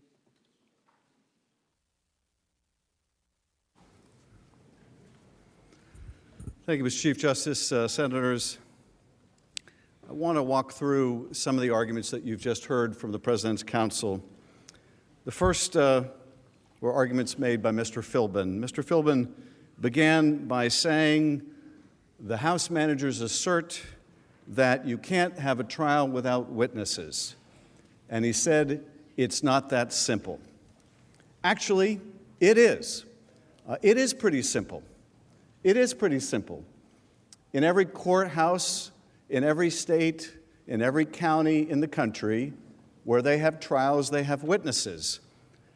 And I think you heard Mr. Philbin tie himself into knots as to why this should be the first trial in which witnesses are not necessary. But you know, some things are just as simple as they appear. A trial without witnesses is simply not a trial. You can call it something else, but it's not a trial. Now, Mr. Sekulow said something very interesting. He said, the House investigates and the Senate deliberates. Well, he would rewrite our Constitution with that argument, because the last time I checked the Constitution, it said that the House shall have the sole power of impeachment and the Senate shall try the impeachment. Not merely deliberate about it, not merely think about it, not merely wonder about it. I know you're the greatest deliberative body in the world, but not even you can deliberate in a trial without witnesses. But Mr. Sekulow would rewrite the Constitution. Your job is not to try the case, he says. Your job is merely to deliberate. That is not what the founders had in mind, not by a long shot. Now, Mr. Philbin says none of these witnesses would have relevance on Article 2, I guess conceding that they would have relevant evidence on Article 1. But that's not true either. Imagine what you will see when you hear from the witnesses who ran the Office of Management and Budget, or imagine what you will see when you read the documents from the Office of Management and Budget. What you will see is what they have covered up. What you will see is the motive for their complete obstruction of Congress. When you see not the redacted emails, not the fully blacked out emails that they deigned to give in the litigation under the Freedom of Information Act, but when you see what is under those redactions, you will have proof of motive. When you see those documents, you will see just how fallacious these non-assertions of executive privilege are. You will see, in essence, what they have covered up. It could not be more relevant to whether their panoply of legal argumentation to justify we shall fight all subpoenas is merely a cover-up and legal window dressing. So these witnesses and documents are critical on both articles. Now, you also heard Mr. Philbin argue, and again, this is where we expected we'd be at the end of the proceeding, which is essentially they proved their case. They proved their case. We pretty much all know what's gone on here. We all understand just what this president did. No one really disputes that anymore. So what? So what? It's a version of the Dershowitz defense. So what? The president could do no wrong. The president is the state. If the president believes that corrupt conduct would help him get reelected, if he believes shaking down an ally and withholding military aid, if he believes soliciting foreign interference in our election, whether it be from the Ukrainians or the Russians or the Israeli prime minister or anyone else in any form that it may take, so what? He has a God-given right to abuse his power.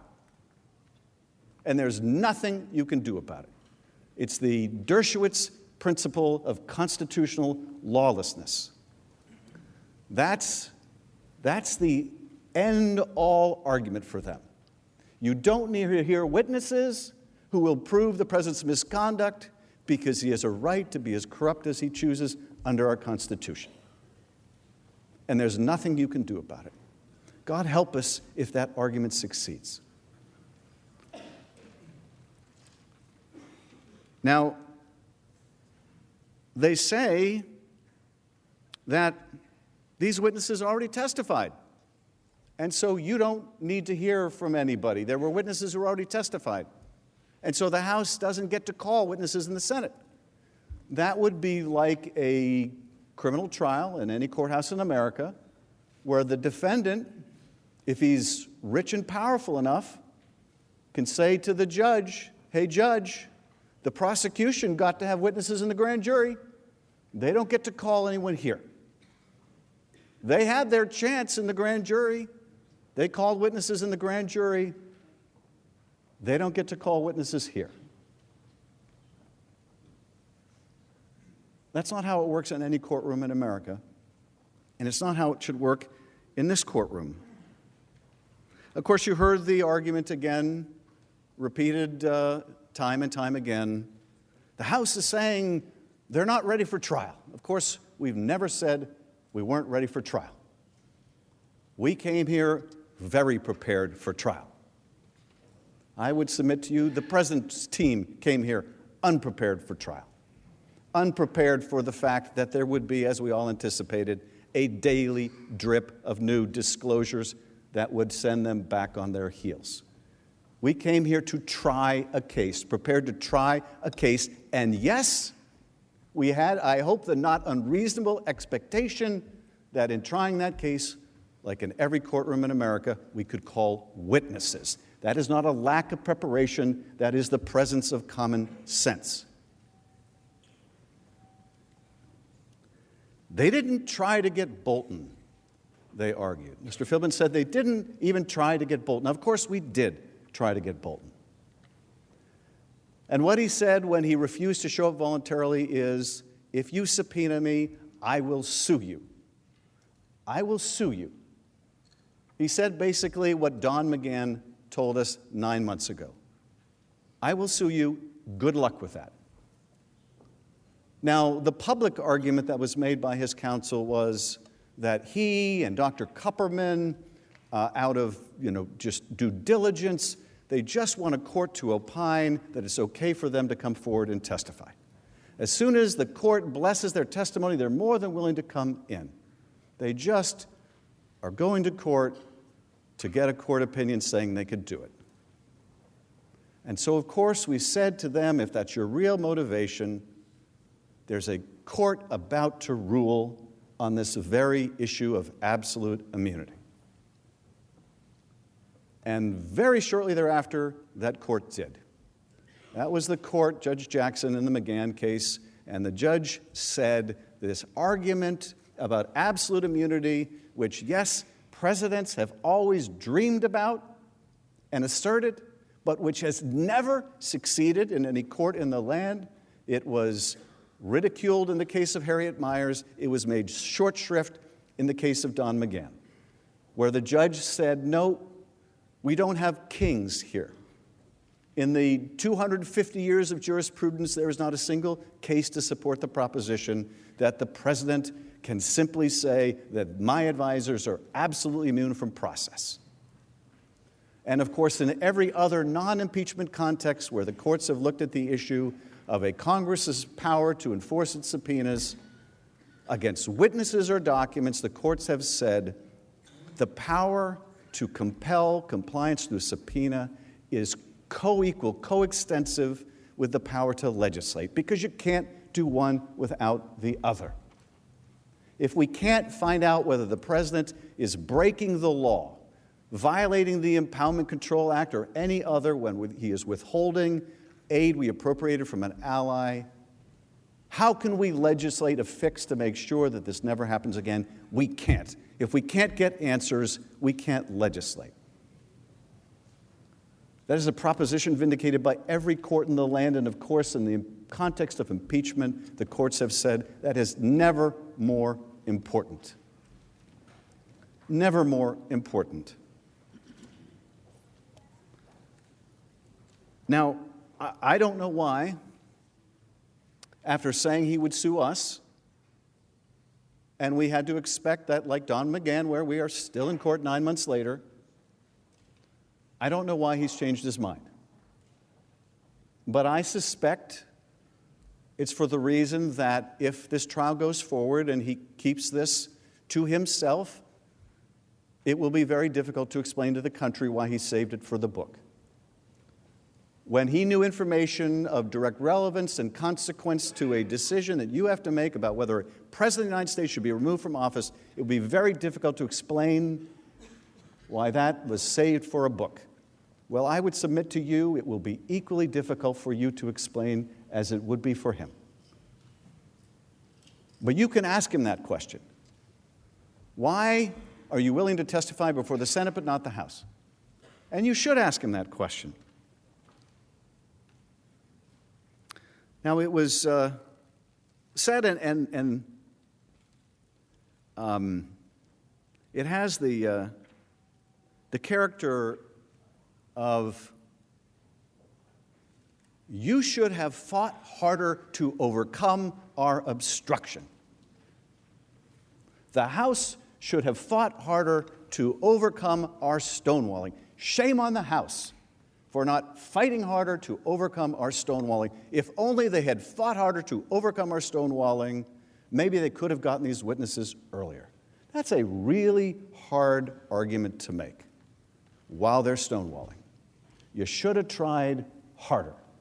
You should have taken the years that would be necessary to overcome our stonewalling.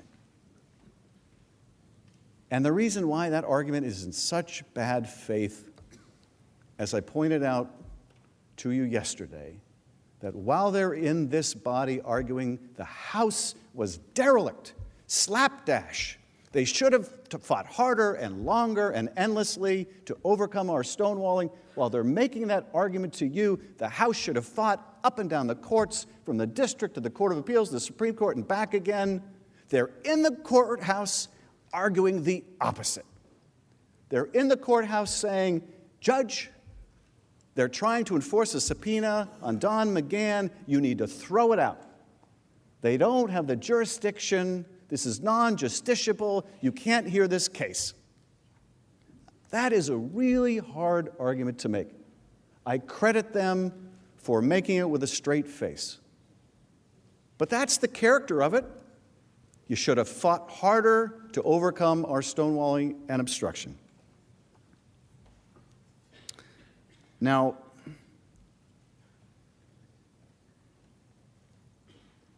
they also say the Chief Justice cannot decide issues of privilege.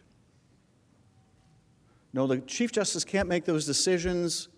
You need to let us litigate this up and down the court system.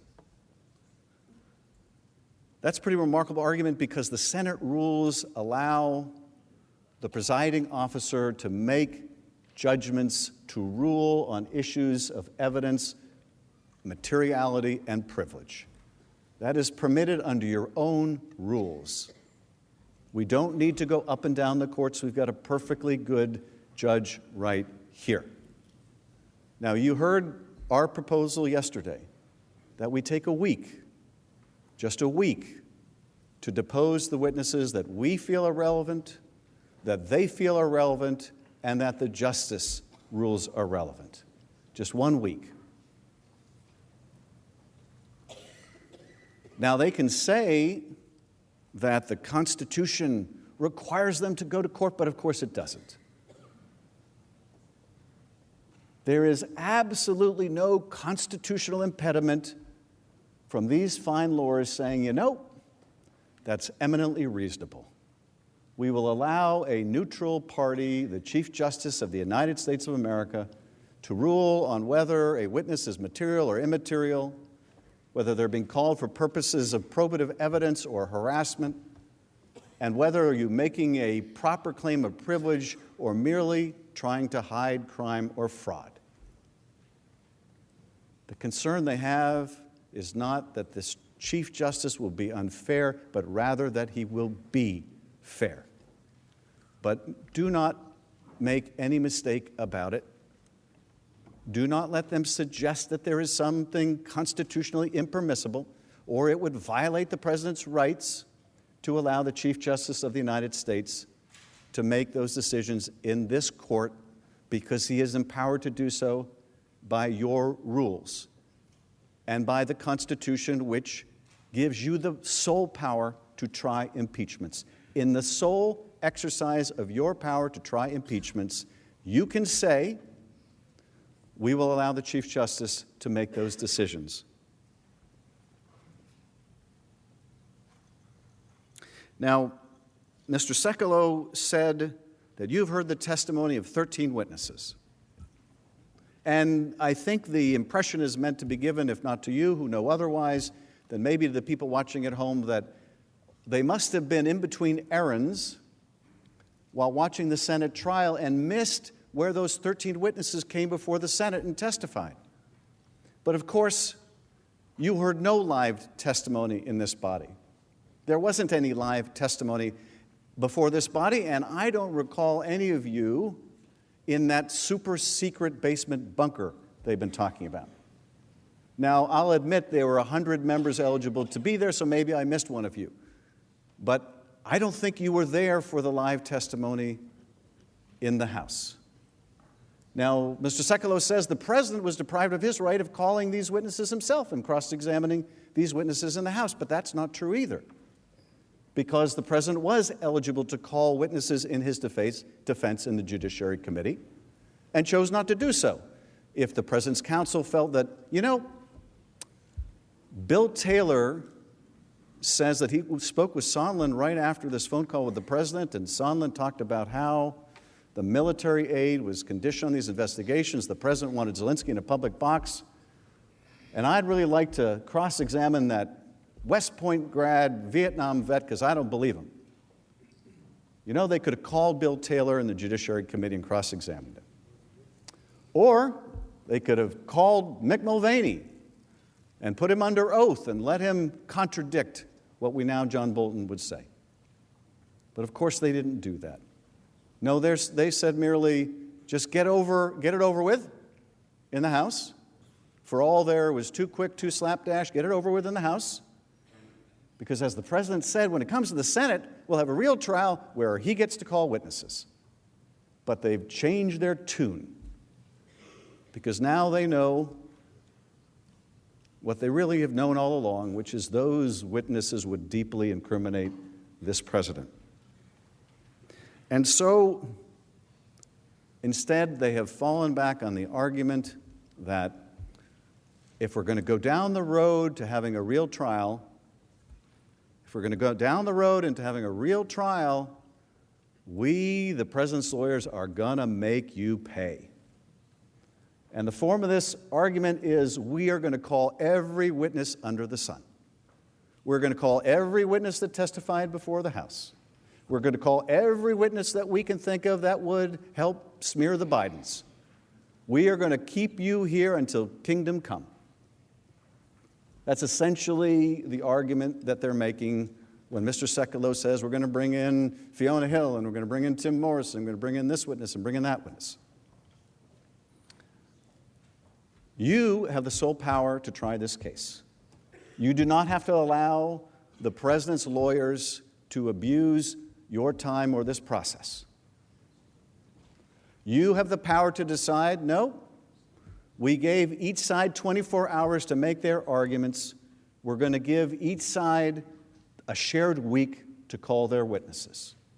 You have that power. If you didn't, you couldn't have constricted the amount of time for our argument. You can likewise determine how much time should be taken with witness testimony.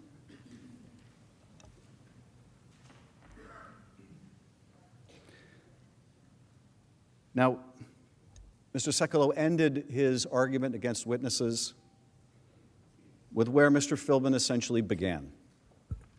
It all comes back to the Dershowitz principle.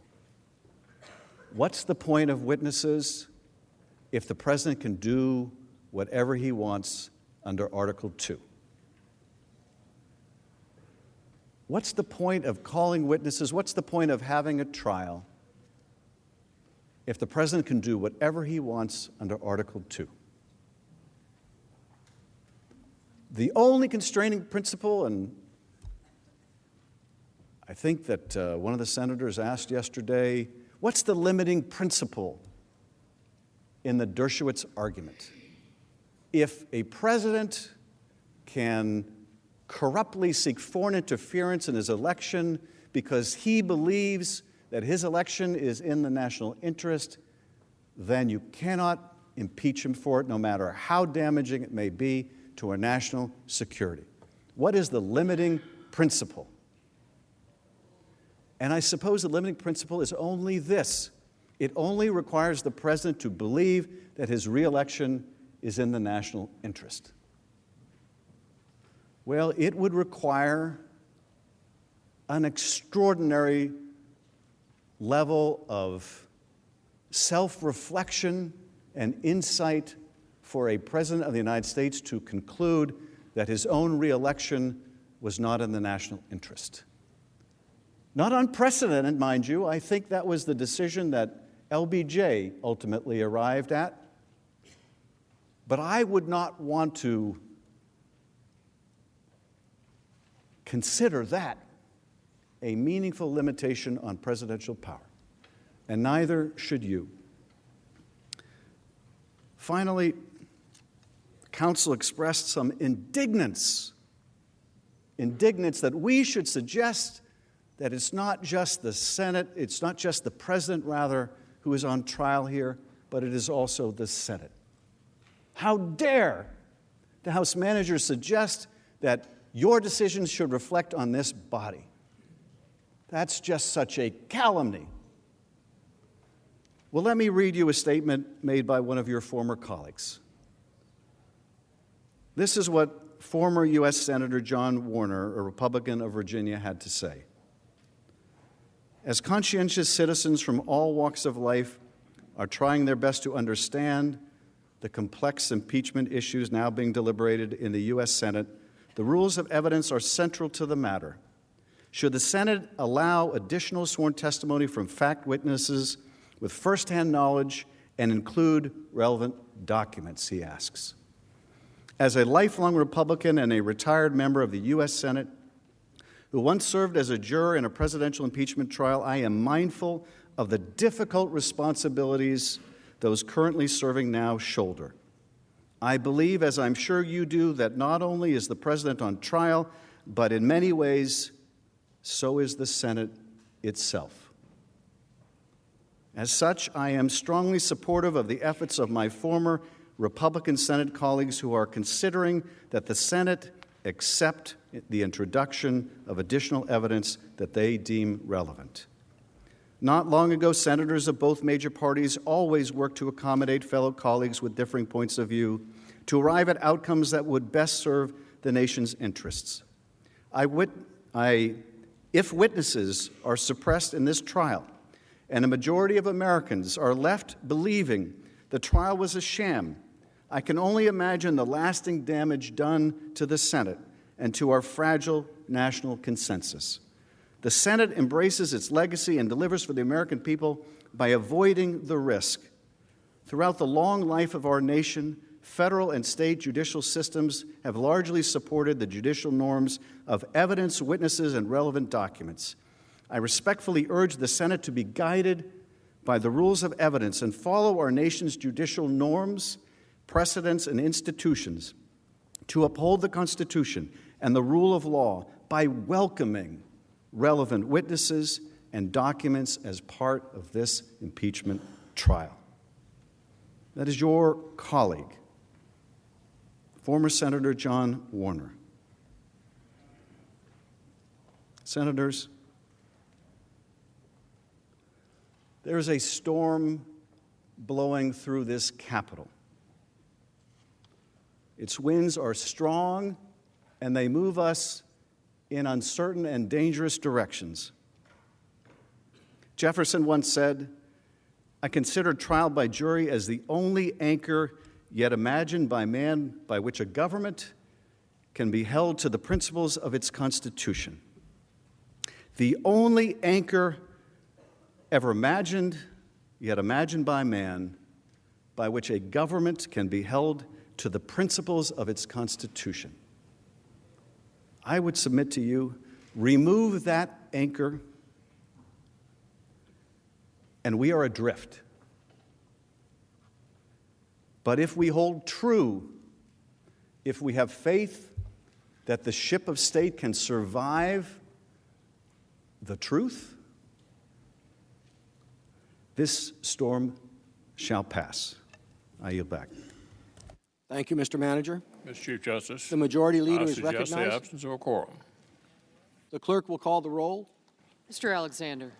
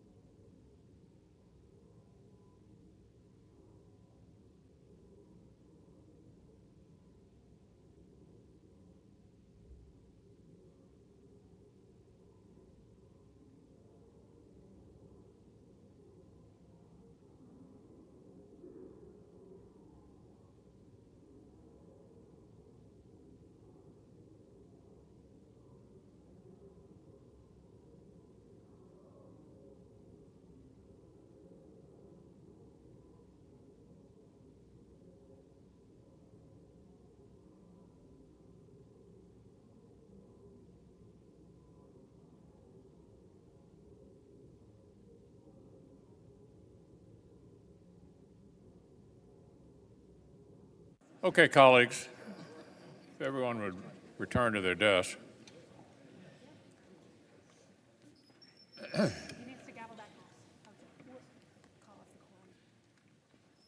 I ask consent that further proceedings on the quorum call be dispensed with.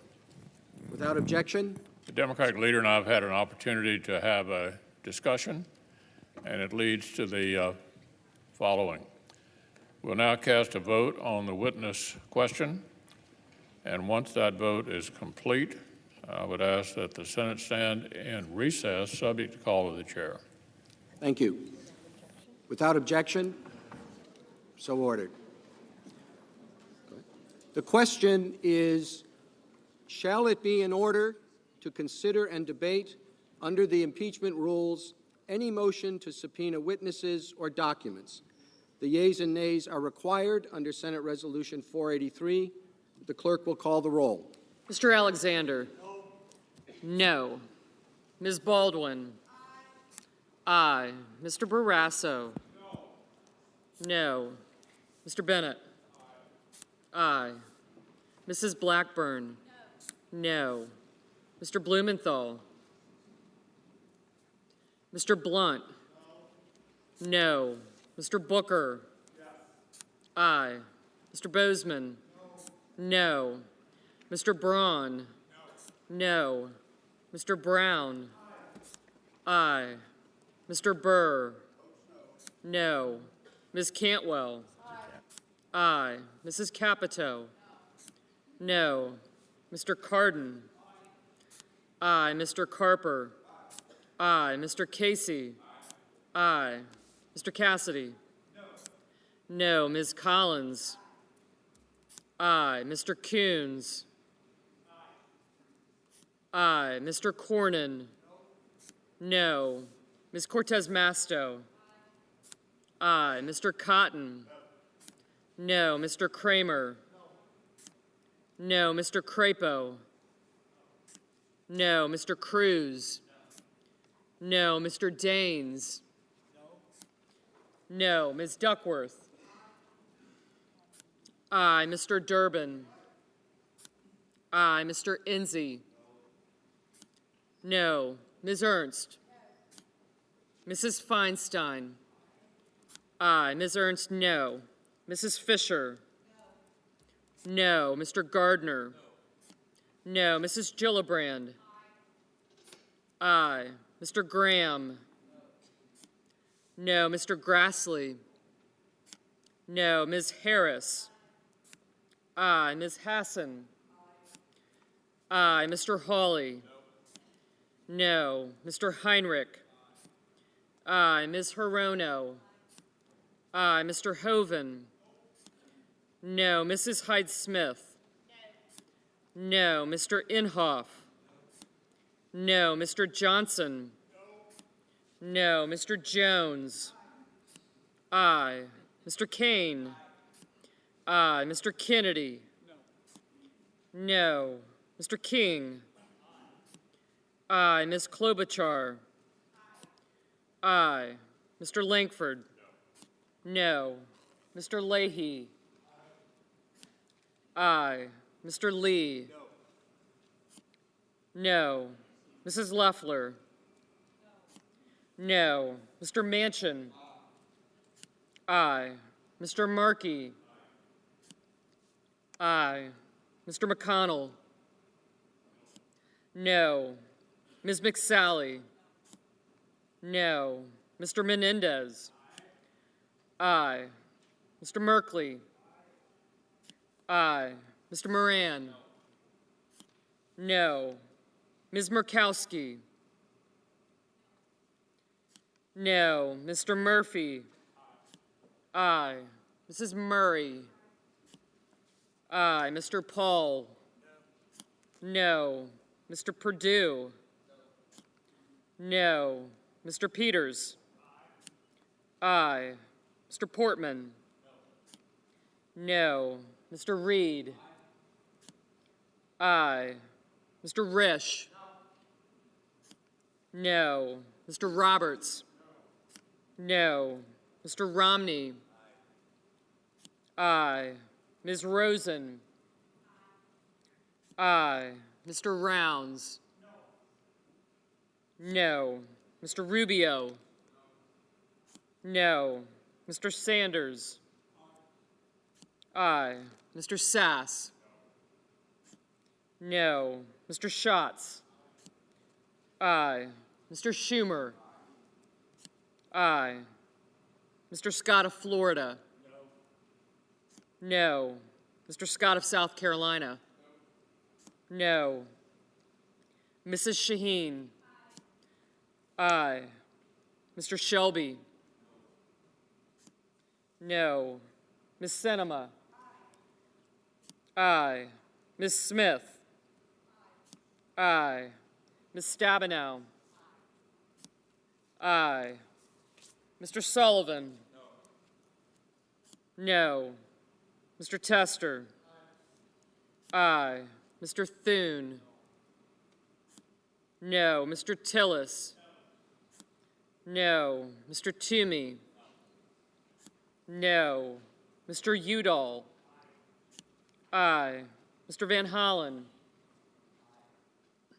Aye. Mr. Warner? Aye. Ms. Warren? Aye. Mr. Whitehouse? Aye. Mr. Wicker?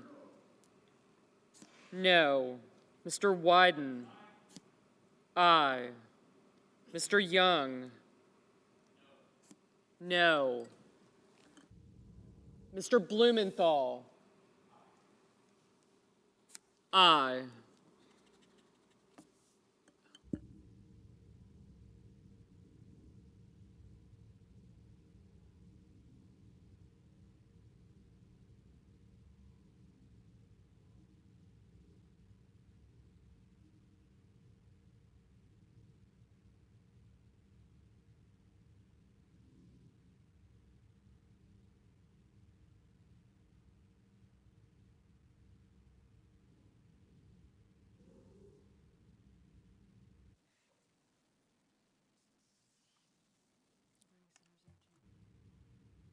Are there any senators in the chamber wishing to change his or her vote?